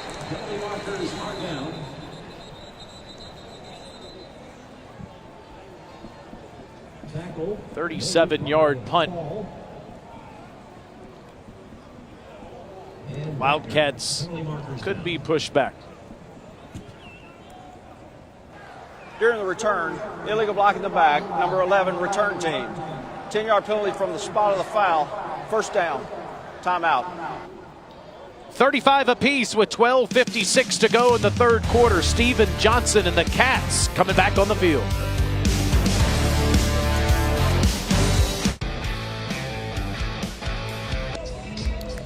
Kentucky's offense was anemic for a game and a half until the first half today. Look at those total yards. Almost all of came due to Steven Johnson pitching in relief of starter Drew Barker, who hurt his leg on the first series of the football game. And Johnson has been terrific. 8 of 12 passing, 194 yards, 2 touchdowns, and he's also run it 5 times for 23 yards. 1st and 10 Cats at their own 29. Throws it again, right side, and it's Garrett Juice Johnson who gets a nice play, 9 yards on 1st down. Another drive starter. Eddie Grand mentioned them often.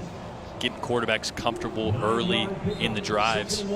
He was talking about doing that for Drew Barker, but Steven Johnson looks pretty comfortable down there. 2nd and 1. Throws again. Nice grab by C.J. Conrad. What a game he's had today. 1st down, Kentucky. We've seen this play 3 or 4 times. They're going to fake the run. It's actually a called run. They're going to have the option to hand it there. C.J. Conrad's just been able to leak into that soft spot in the zone multiple times. 9-yard completion to Conrad, who's got over 116 today. And Boom Williams is also over 100 yards. Gets right near another 1st down. That's 9 yards. Guys, C.J. Conrad, you talked about him, 2nd year, and he has a great feel as a route runner for guys such a young age. Understands the seams there. And quick throw, 1st down. Jeff Badette makes a couple of men miss, and he's down near the New Mexico State 25-yard line. The coaches raved about it. You can see the explosiveness there by Badette. But to Kevin's point, not only has Conrad been able to catch those balls, but you saw it on that last big run there by Boom Williams. He's been really good in the blocking schemes today from the tight end position. You don't see that a lot. That's one of the reasons they've been able to spring so many runs. 18-yard reception to Badette. They spot it at the 26. Fake it to Boom. Steven keeps it himself inside the 20, sliding down. Kentucky's offense in some rhythm. Yeah, and you see how Steven Johnson finished that last play. I think after that one down by the goal line that we had the review on, coach said, hey, you know what, we kind of need you today. There's really no one behind you. Let's slide next time we have the opportunity. Is that a Jordan Rogers slide? No, I never did that. Sacrificing his body throughout his 3 years in Nashville. Boom Williams left side. looking for space. He's got another Kentucky first down, and the whistle blows at the 12-yard line.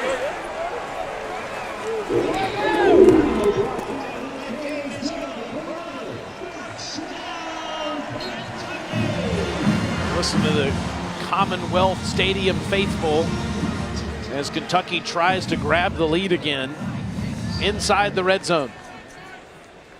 3 of 3 today in this department. Boone Williams to the bench. Benny Snell into the game. They fake it to him. Now to the end zone, lobbing it.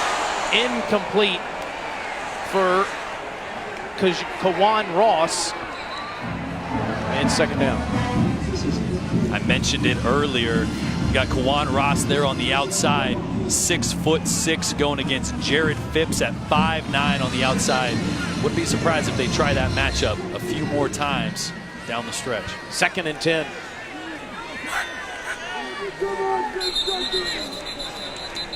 Looks like New Mexico State drew Kentucky off. Forced an offensive lineman to flinch. 67 offense, 5-yard penalty, still second down. All that movement on the Aggie defensive line baited the true freshman Landon Young.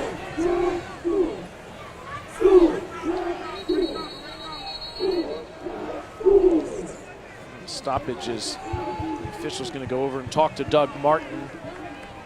Kentucky now with 6 penalties today. They're only averaging 4 per game. You see Frank Spaziani, the defensive coordinator, in the middle there. Again, Spaziani was in retirement for 4 years after a long stint as a Boston College assistant and head coach. His old offensive coordinator, Doug Martin, now the head coach here. Got him to come out of retirement. And evidently, New Mexico State's headsets are not working. So they're going to see if they can figure that out. And we'll take a timeout with him. 35 apiece in Lexington.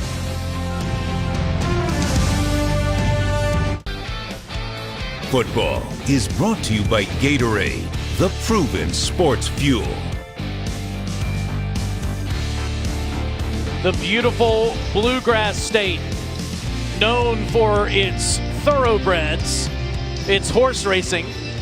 Keeneland Racetrack right down the street.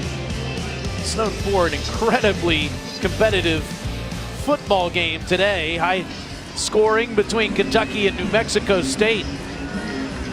And the Cats are driving again. 2nd and 15 after a penalty has pushed them back to the Aggie 17-yard line. New Mexico State headsets are not working. Policy is that the Kentucky headsets will be removed until both headset systems are operational. We took a break just a second ago for that reason, and they tried to see if they could get them back functional again, but evidently not. So as you heard there, both sidelines are not able to use their headsets. Going to old school here on a 2nd and 15 play. Steven Johnson, jailbreak from the Aggies. And across the middle is Conrad again. Can he find the end zone? He does! Touchdown! Waiting for the signal, and they gave it to him. What an effort by C.J. Conrad. What an unbelievable play design and gutsy call here. This is one where we were talking to Eddie Grand this week. He smiled a little bit, saying, hey, we got something up our sleeve here for the tight end on a screen. And boy, Conrad has been all over the field today. 3rd touchdown, and as many, if not more, crucial blocks than that as well. 1 catch for 5 yards on the season. 154 total yards in his career before today. The extra point by McGinnis is up and good, and Kentucky leads 42-35 on the 17-yard touchdown pass to the sophomore from LaGrange, Ohio.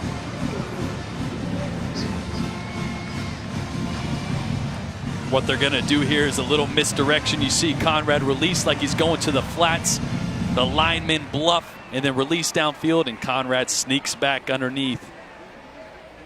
And then just all effort at the end there, which has been him all day. in total today. Conrad has been sensational. He has 133 yards receiving and only 154 career receiving yards before this game. And Kentucky has grabbed its second lead. Durant Taylor and Greg Hogan back deep for the Aggies as McGinnis will put his right foot into it. Ball falls down first. Can't get over all the scoring. 77 total points with 10-10 remaining in the third quarter. We have a whole lot of football left here in Lexington.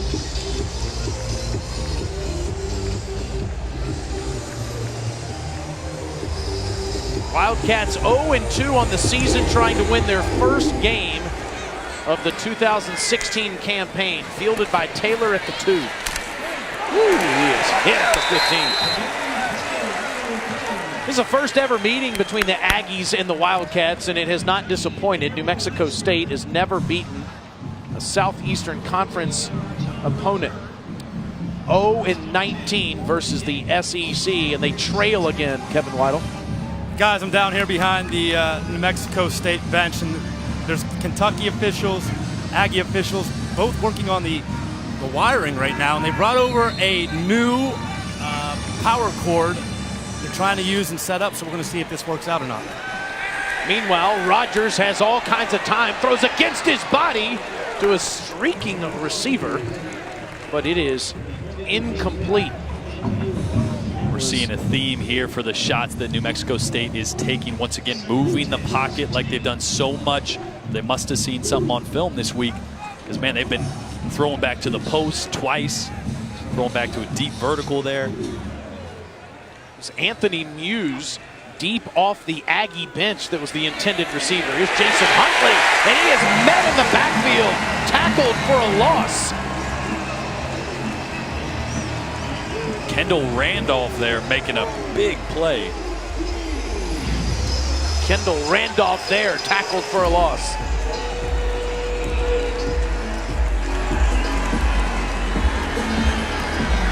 And that's just closing speed right there. I mean, he was lined up. 3rd and 13, Rogers into heavy traffic, and it's incomplete. Overshoots Isaiah Lottie, and that brings up 4th down. Randolph lined up, what I was about to say, in that spot where they're able to blitz out of it. He's able to play some coverage out of it. They're going to continue to mix things up when they don't send him in pressure. It's good to have that kind of closing speed. And a big stop there on 3rd down to try to get some momentum back. It's Kentucky defense, with exception that 58-second drive at the end of the second quarter, has played much better in 3 of their 4 possessions. And they come after this one. They almost get to Theisler. Walker says get away from it, and that's a very nice punt that is going to be marked out of bounds at the 38-yard line. 49 yards. Kendall Randolph with the tackle for the loss and puts his Cats back on the field.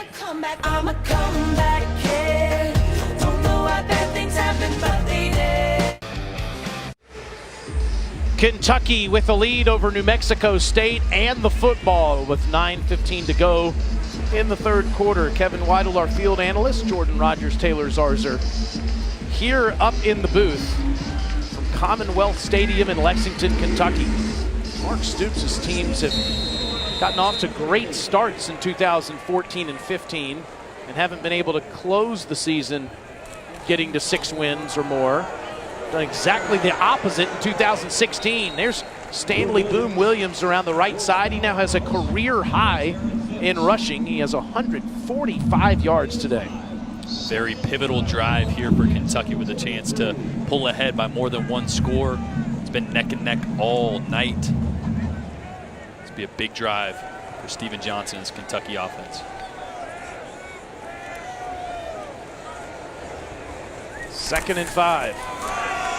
Boom, straight up the gut. First down and more into Aggie territory, but he loses the football. I believe the Cats got it back.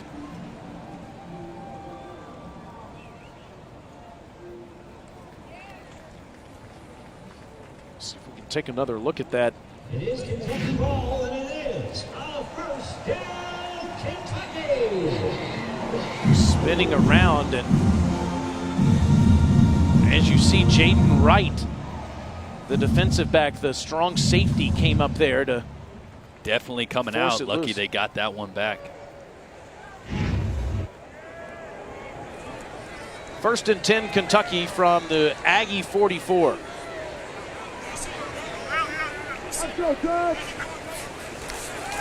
Stephen Johnson throws. Wide open receiver with space is Ryan Timmons, and Timmons has another Kentucky first down. That's Timmons' first catch of the season. And he's over 1,000 yards. He's right at it, in fact, for his Kentucky career. Came in on the season with 988 receiving yards. Had to wait till the third game to get his first catch.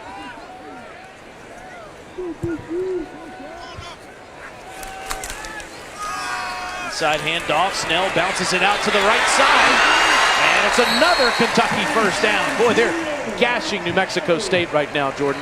That time New Mexico State brought pressure from the opposite side. You see number 2 off the edge.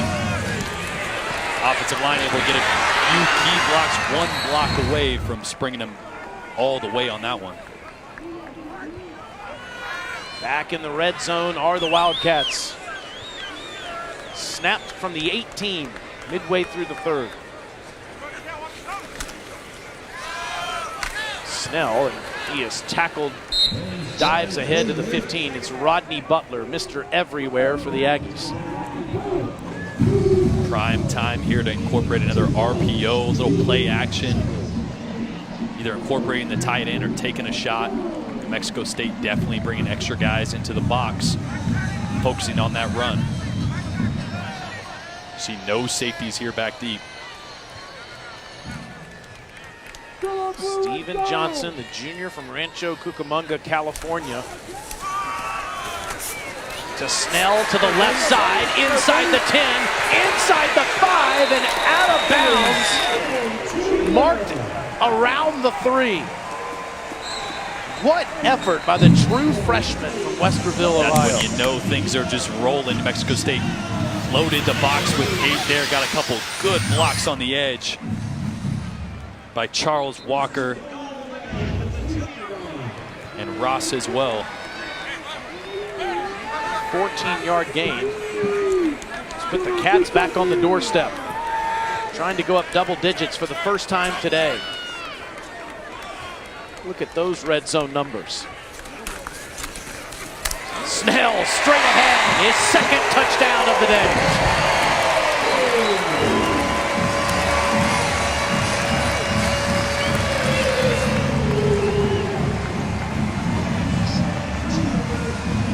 I shorted him one. Benjamin Snell now in his first significant action.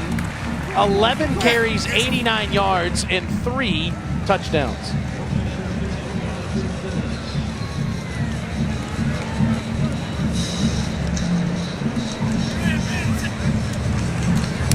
Extra point by Austin McGinnis, up and good. It's a 7-play, 62-yard drive. Takes just around 2 minutes and 29 seconds. And Kentucky leads by 2 scores for the first time.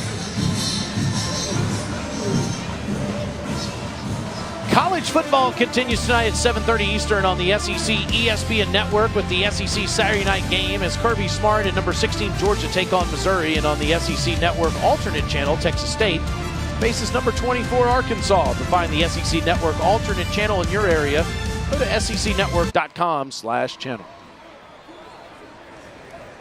Mark Stoops, Kentucky head coach, was off to a 5-1 start in 2014 before dropping his last 6 games. Last year, Kentucky was 4-1. Finished the season 5-7, 0-2 start this year. So lost 8 of their last 9 games. The only victory is against the Charlotte 49ers, who have just started their football program a few years ago. So he's looking for some momentum today, trying to get the first victory the Cats have had in more than 10 months. And suddenly both sides of the football are in some rhythm. Both offenses are definitely clicking, but at some point, someone's going to have to stop the other opposing offense. Right now, Kentucky up 2 scores. I feel like every drive now is the next big drive. It's a pivotal drive. Somebody's got to get a stop. Got to get some pressure on Tyler Rogers in the backfield. Rogers 11 of 21 today, 175 yards.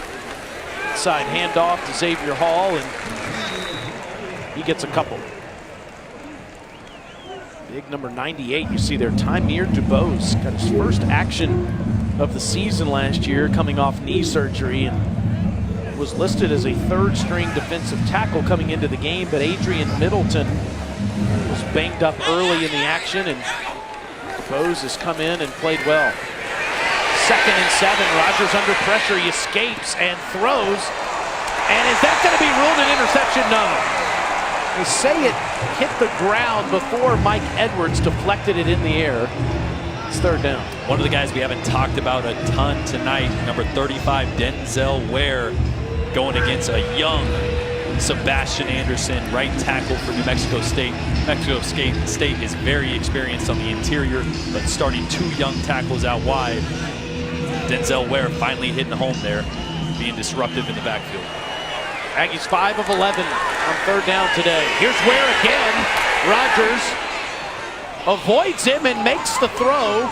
It's complete to Xavier Hall for a 1st down, but there is a flag down in the backfield. It's in the area of offensive holding again. Would be a 20-yard completion if it stands. Personal foul, hands to the face, number 94 defense. 15-yard penalty from the end of the run, 1st down. Instead of holding, a personal foul on Courtney Miggins, the pass rusher for the Kentucky Wildcats. So with the 20-yard completion, that's a 35-yard gain for New Mexico State. One of those penalties, it's really just, that's a mental mistake there. Happens on every single drive, every single play at some point, but it's about getting your hands out of the face when you feel it getting up there.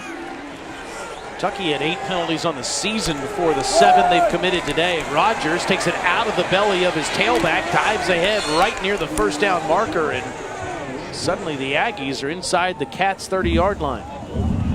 Malvante Bell got caught looking at the running back there. He's got to keep contained on that play. Once again, these little things. Stoops has been preaching fundamentals, doing the small things. That's a play that shouldn't happen. Ruled a 1st down after a 10-yard run by the quarterback.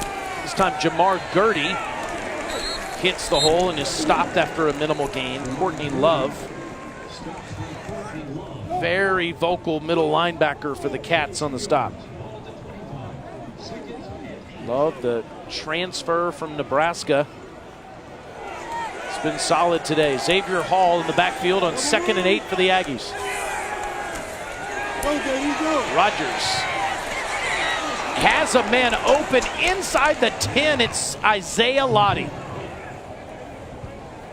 1st and goal, Aggies. And Lottie on this same play. They got 2 guys almost in the same spot, but Lottie dropped one of those earlier in place of Royce Caldwell, who was injured earlier. It's a big catch for him there. Mexico State's been perfect in the red zone today. Rogers dives ahead to the 5. It's a pickup of 2 yards. Jordan Jones there on the tackle for Kentucky. Rogers has been very solid today, and he had a clean pocket to deliver that pass to Lottie 2 plays ago. Even into traffic, you see his numbers. Looks over at Doug Martin, head coach / play caller for the Aggies on a 2nd and goal from the 5. Option to the right, option to the end zone. Touchdown, Tyler Rogers.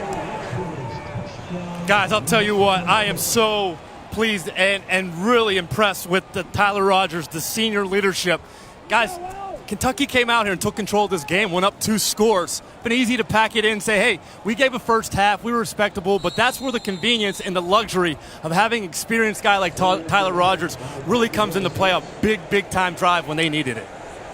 8 plays, 75 yards, Kevin. in just over 2.5 minutes, and the extra point is good, and we still have a football game. Kentucky's lead is only 7 after Tyler Rogers, the senior quarterback, lights up the Aggie scoreboard.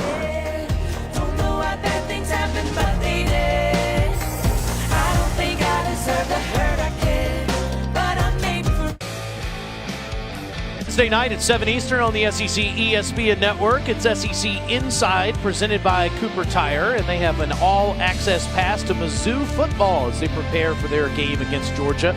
Get never-before-seen footage and sounds from pregame to postgame. It's also streaming live on the ESPN app and the Watch ESPN app as well. Wednesday night's a great show, presented by Cooper Tire. Had a little bit of offense tonight. 966 total yards. A Jordan Rogers delight. Yeah, I am an offensive guy. I don't mind it. Penny Snell, he watches the ball sail over his head, and Kentucky starts on offense. So in just a moment, we could eclipse the 1,000-yard mark. And Jordan, we're in the third quarter. There are 4 minutes remaining. And 4 minutes is an eternity the way this game has been going. Look at the production there from both sides.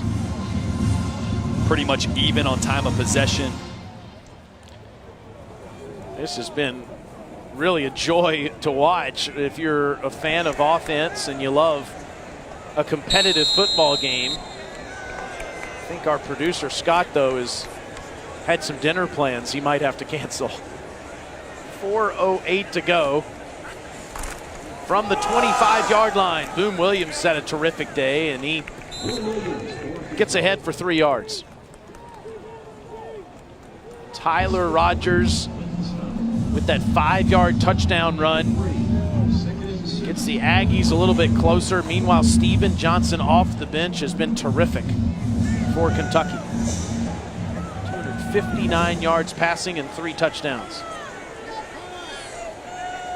Here he is on a 2nd and 7.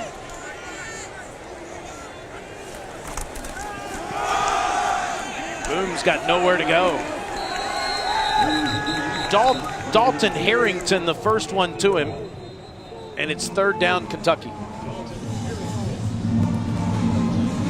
Cats aren't able to plug the hole there, and Mexico State was all over it. They bring in number 13, Jeff Badette, back into the game. He's had a lot of success. Could be who Johnson is going to look at on this 3rd down. UK 2 of 6 on 3rd down today.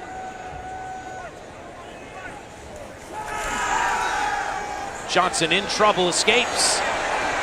There's a flag down, and he dives ahead right at the 1st down marker. Johnson scrambles forward. There are penalty markers down.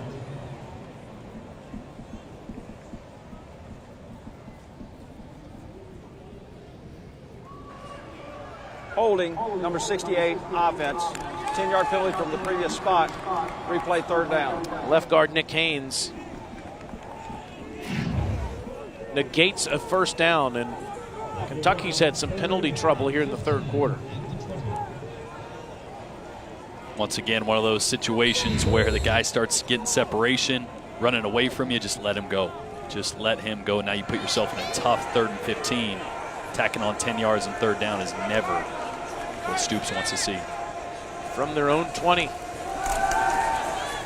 Johnson throws an underneath pass, turning around and getting the 1st down is Ryan Timmons. Just a quick conservative pass, but Timmons with that all-important yak, Jordan Rogers. Well, Timmons is a guy that they just started getting going, but a guy that even Eddie Grant talked about wanting to get him the ball in space. They had zone coverage. Really great job of Johnson. Look at the composure, relaxed, finds him in the open zone. Man. 1st and 10 Kentucky.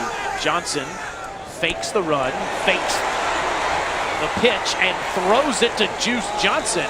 And he's into Aggie territory. That's 21 yards and another Cats 1st down. This is a wrinkle to that read option. The quarterback always has the option of pulling and keeping himself, but as that secondary force defender comes, he's got the option to flip it out to receiver who's got numbers in a blocker. from the New Mexico State 42.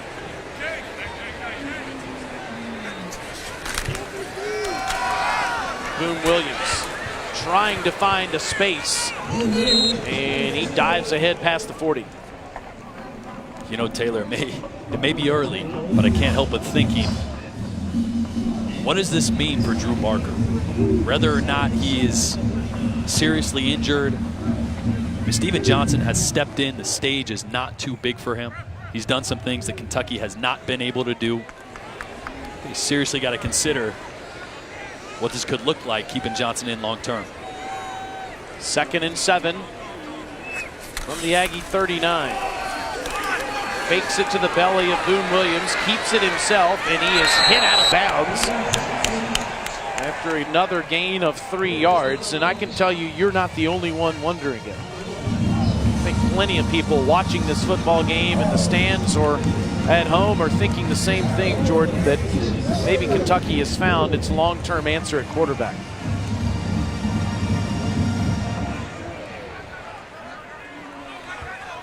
So 3rd and 4, just outside of field goal territory. Could in fact be 4 down range, as the Cats let the play clock go all the way down to 3 and snap it. Johnson's got nothing. He's going to keep it himself and get the first down. Drew Barker's a good athlete, Jordan Rogers, but I'm not sure he could have done that. No, and the thing that goes unnoticed there is not pulling to trigger where he wanted to go with the ball originally. It was covered in zone. You'd expect a young quarterback, an inexperienced quarterback, to try to squeeze it into a tight window. That's a tough one to pull down, and let alone with his legs, he's able to make those type of plays. End of the 3rd Kentucky's quarter. on the march again. They lead New Mexico State in a shootout, 49-42. And the Cats are inside the 30-yard line, and there is that running ability immediately on display, Kevin, as he gets down to the 24-yard line. Perfect example right there. I think he has opened up this running game. His ability to hit you with his feet has opened it up for Boone Williams, Benny Snell. And let's not forget, I think he's been very decisive with the run-pass options. Jordan, I know you know this element very well. And when you have a guy that's decisive and can hurt you with his legs, really can be frustrating for defensive coordinators. 2nd and 6 from inside the 25. And Kentucky's over 600 total yards, and Benny Snell is inside the 10. And that's part of it, the threat of the running game, the threat of Steven Johnson today. That's why those play actions are paying dividends in the run-pass option. But right there, that's all offensive line leading the way for Benny Snell Jr. He's had a big night. He is right at the 100, in fact, 104 yards rushing today for the true freshman, and 3 touchdowns.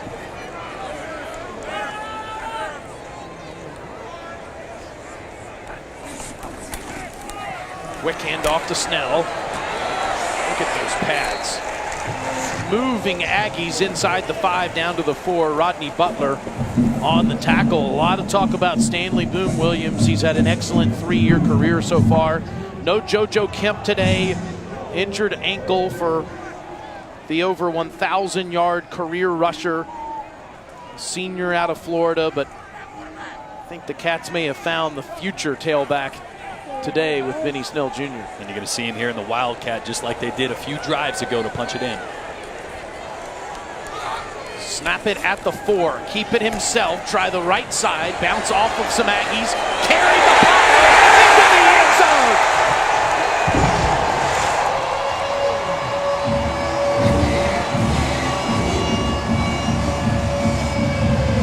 The 5'11", 220-pound freshman shows off his strength. And Kentucky's up 2 scores again. And that's a mentality that he's bringing, a physicality to the run game. More importantly, that seeing him do well tonight, that speaks volumes for Kentucky going through a tough SEC schedule where you can't just rely on Boone Williams, you can't just rely on JoJo Kemp. You're going to need depth. McGinnis misses that extra point. As you see the Wildcat 55-42. Kentucky now leads over Texas A&M after 4 touchdowns for the true freshman. McGinnis, though, as we said, the extra point no good. So it's a 13-point lead for New Mexico State after that 11-play, 75-yard scoring drive. Jordan, Mark Stoops and Kentucky have been perfect when they have the lead going into the fourth quarter. He's 10-0 as a head coach, and they've won 27 in a row. That's good numbers there, but boy, I'm still looking up at this scoreboard thinking anything can happen. There's a lot of time left in this game. New Mexico State, I guarantee they have a few more trick plays up their sleeve. They've been emptying the cartridge so far. Boy, you can't count out a team that has played the way New Mexico State has played. That guy right there, Tyler Rogers, he looks still confident. He's bobbing his head. He's telling these guys, hey, we're still in this. Let's go down and score. Taylor puts a knee on it, and the Aggies will start at the 25. And as you said, it's never over when you have Tyler Rogers and New Mexico State on offense. They had a great come-from-behind victory over arch rival New Mexico last week, and you wonder how big that missed extra point just a second ago will loom. I hate to forecast what that could mean, missing an extra point like that, but look at Tyler Rogers. Look at how he's carrying himself, the confidence. Guarantee on the sideline over there, he was telling every one of his offensive linemen, we're going to go right back down and score, telling the defense, give us one stop, because they can't stop us. Jason Huntley tries the right side. True freshman gets ahead past the 30 to the 31-yard line. It's a gain of 6. Interesting to watch this defensive front for Kentucky. They've been good early in drives, but because of the tempo of New Mexico State, they get worn down. They need to get off the field early in drives. Rogers will go the other way with Huntley, and Huntley has the first down up to the 37-yard line. Just some inside zone handoffs to each direction to move the chains. We have a whistle. We have a Kentucky player down. It looks like Chris Westry, the sophomore from Orange Park, Florida, who was a freshman All-American last year.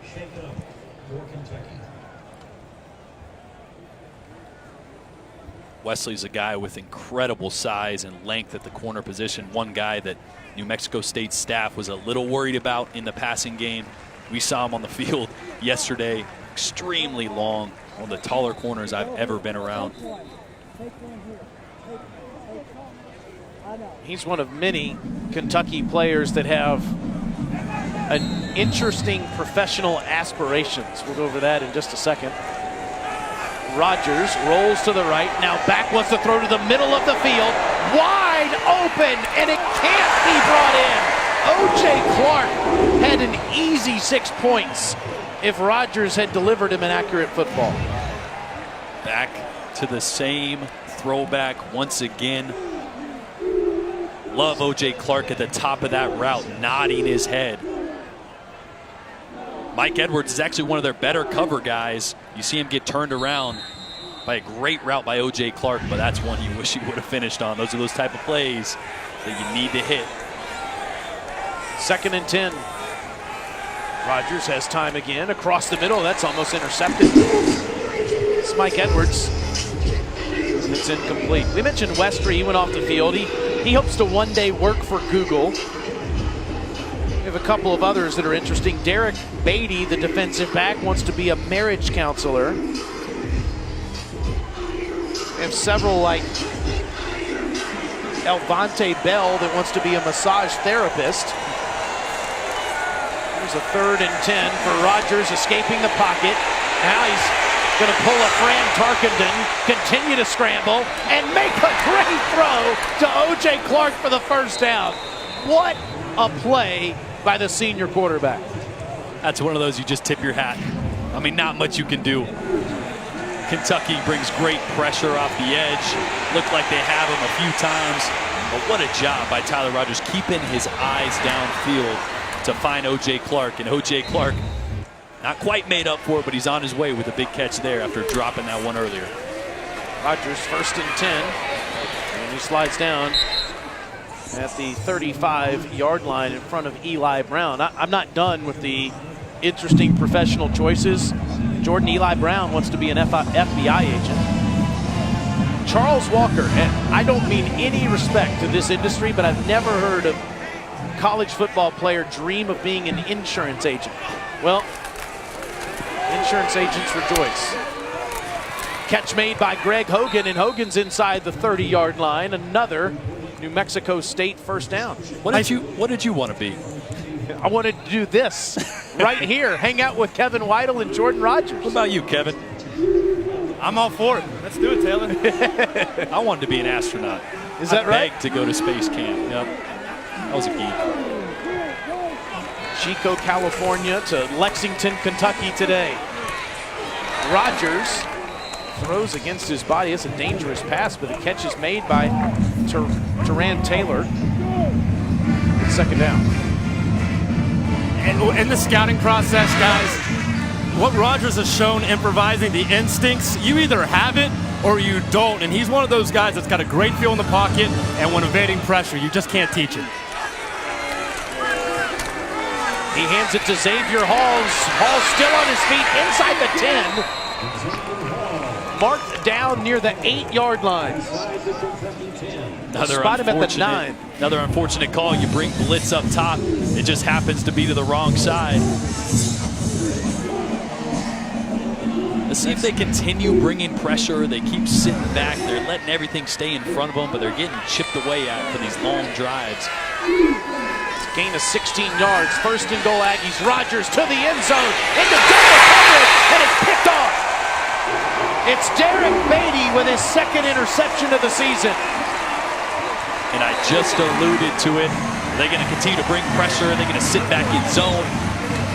Mark Stoops wanted his guys to have zone eyes. What does that mean? Sit back in coverage, see where Tyler Rodgers is looking, where he's going with the ball, and Beatty read that one all the way.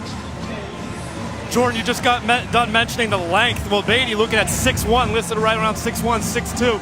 It really comes up in the red zone, that overall range. That's where the advantage is of having these bigger, longer corners. Kevin Weidel breaks down the draft process better than anyone, and he just told you about Beatty's frame. I know, as I told you, Beatty dreams of being a marriage counselor. Maybe he should think about being a professional defensive back.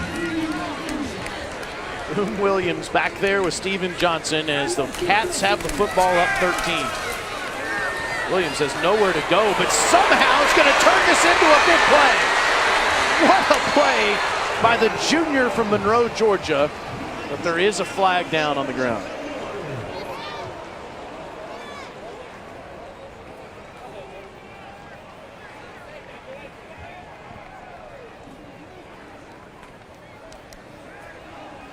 It's a long discussion here. Holding, number 6, offense. 10-yard penalty from the spot of the foul.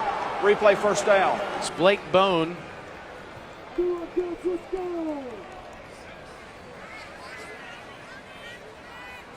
And it negates a big gain.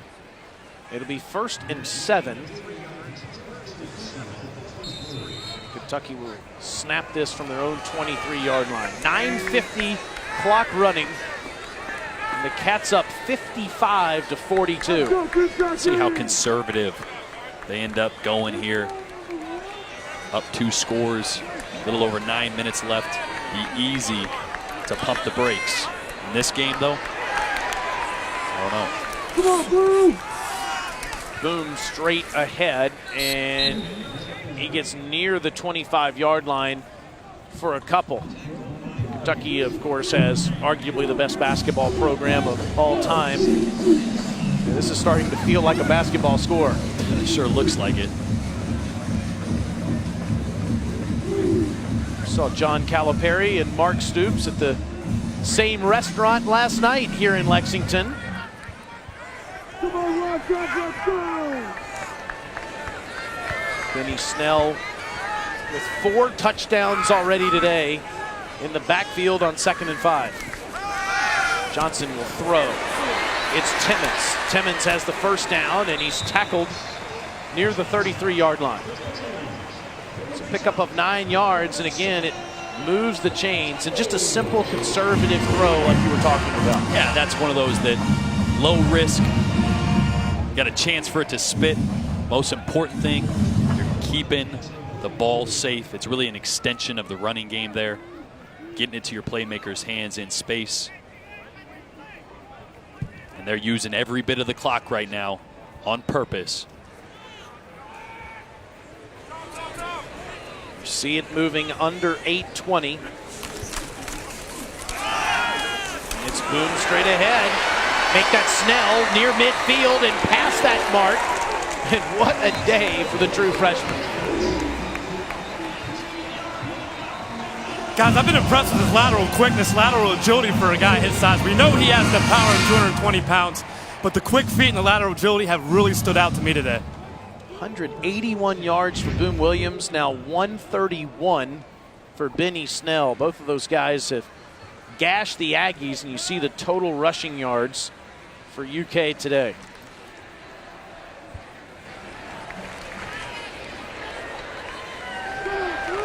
Just past midfield, midway through the fourth. Snell spinning around inside the 45, down near the 44. We mentioned Chad Pennington, former Marshall great, who of course was an outstanding quarterback there, played in the National Football League for over a decade with the Jets and the Miami Dolphins, and he came and spoke to the team this week, and he said that champions jump back in the fight. And Kentucky, despite some extreme adversity in their first 2 games, and certainly a bunch of it here today, has done just that. 2nd and 5, Snell spinning around with a flag going down, and he knocks an Aggie helmet off. It's Terrell Hanks. Holding, number 65, offense. 10-yard penalty, replay 2nd down. It's Gervonta Stallings, the backup center. You mentioned the message from Chad Pennington about champions getting back out there and fighting, a guy that has gone through a lot of adversity in his career, went through it, injuries. As you see the holding there. Something that we were looking for out of Barker. How was he going to respond in adversity? We weren't able to see it today, but boy, did we see Steven Johnson step in the face of adversity and take the reins of this offense. 2nd and 15. 10 Kentucky penalties today. And Johnson past a couple of Aggies back to the original line of scrimmage. Picks up about 6. It'll be 3rd and 9. Yet Coach Stoops, when he met with us yesterday, kept saying about Drew Barker, don't panic. Don't go into panic mode. Stay in the system. Don't improvise. Well, Barker didn't really get that chance today because of an injured leg, but to your point, Steven Johnson has followed the coach's orders. He's followed the coach's order. More importantly than that, the thing you worry about when an inexperienced guy gets in there is you're going to have to shrink the playbook. He came in and made a couple of huge plays right away, which just opens that playbook wide open. 3rd and 9, Johnson quick throw.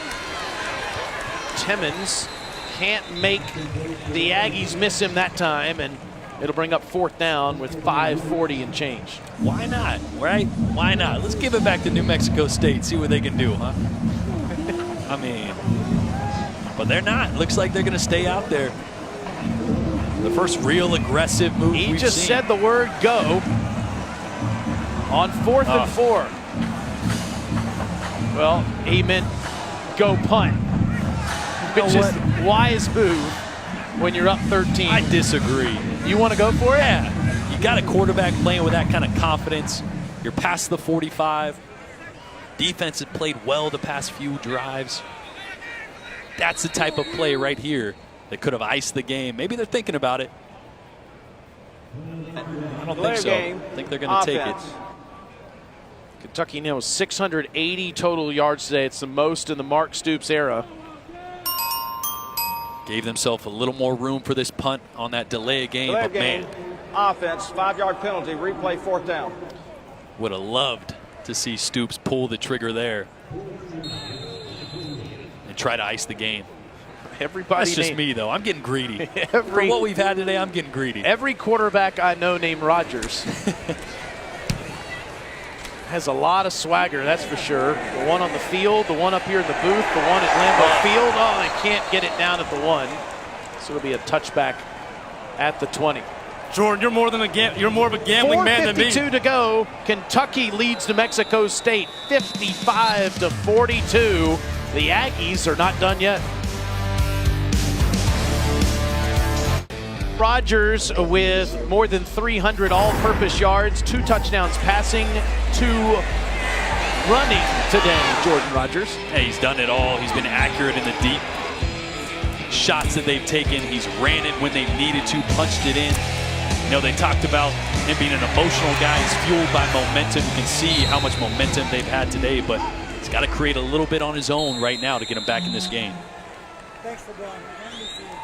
He has all of his timeouts. He has the football in his hands, and he dives ahead. Just shy of the 25-yard line for 4 yards. And this is a situation where you want to keep the tempo up. You're telling them you don't have to rush. We need a sense of urgency. Don't make any bad mistakes. You still have 3 timeouts. Don't have to score in a minute. Just have to get points here on this drive.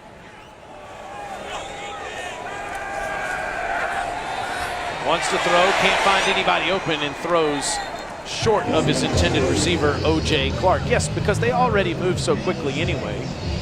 Just run your offense. But here they are in a 3rd down and 6 with the clock stopped and 4:20 to go. Guys, big 3rd down. Denzel Ware just checked back in the game. They need to find a pass rusher. Let's see if he can generate some pressure up the edge here. Sophomore from Alabama. Looks like Kentucky's dialing up some pressure himself. Here it comes.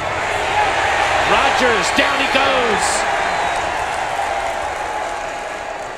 Well, the Aggies continue to move the pile. Helmets are flying off up near the 26-yard line.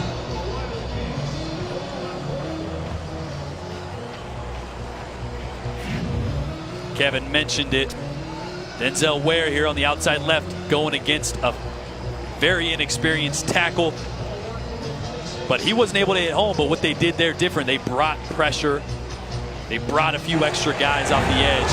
And they ended up hitting home.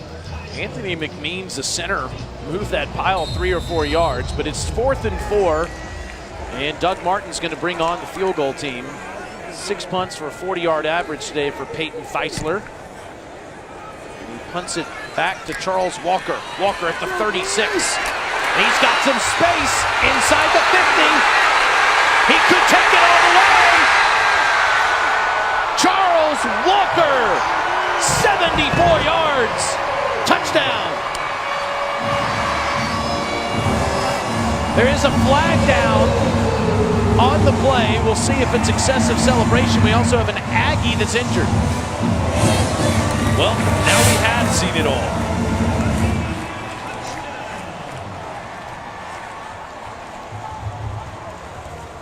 Was just about to say that that's the right call there, punting the ball, but guess can't foresee that happening.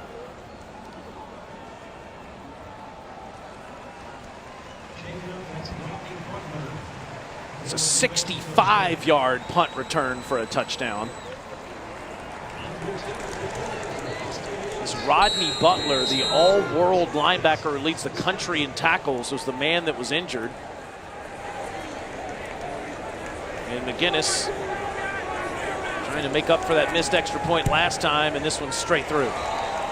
Kentucky, 3 minutes and 41 seconds away from their first win of the season after Charles Walker, who one day dreams of being an insurance agent, yes, an insurance agent, takes it to the house.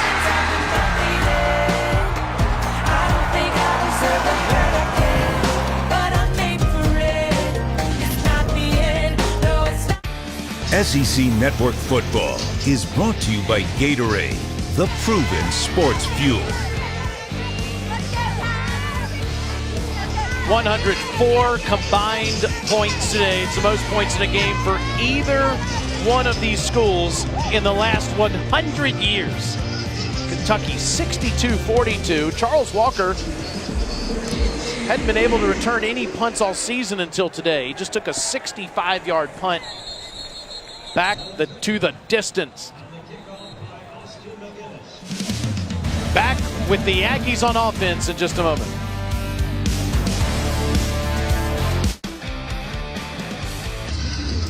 Mark Stoops and the Kentucky Wildcats 3 minutes and 41 seconds away from their first win of the season.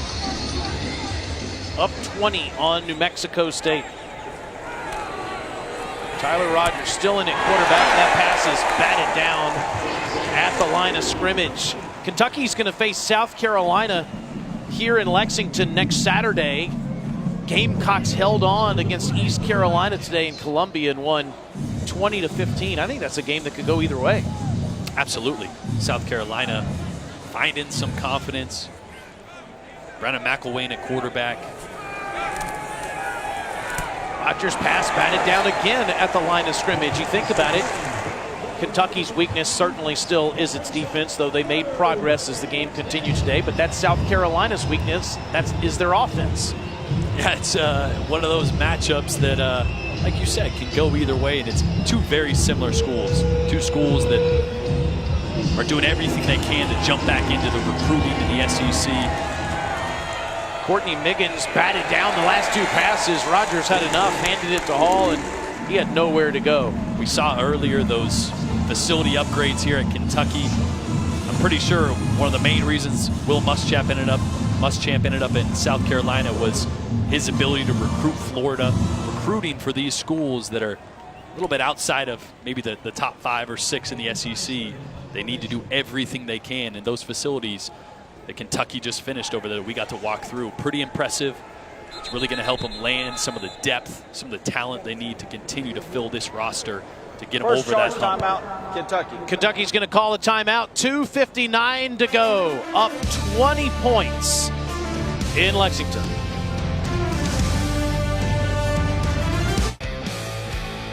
Punt for New Mexico State. Down 20.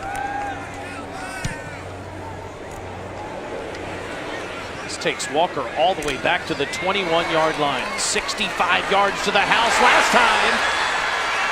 Still on his feet to the 44-yard line. And Kentucky will start there again on offense. Our Navy player of the game today, it's got to go to Steven Johnson, right, Jordan? Absolutely. Not even sure exactly what his numbers ended up, but really it doesn't matter. And there they are right there, great numbers. But look at his day as a whole, the type of plays he was able to make, the consistency he brought to the offense. Big plays from C.J. Conrad right there, but it's what Johnson was able to do from the standpoint of stepping in there with poise and confidence. Like I said, I don't care what his numbers were. He filled that role. He stepped up. The stage was not too big for him. That's what you look for in evaluating a quarterback, especially a guy without experience.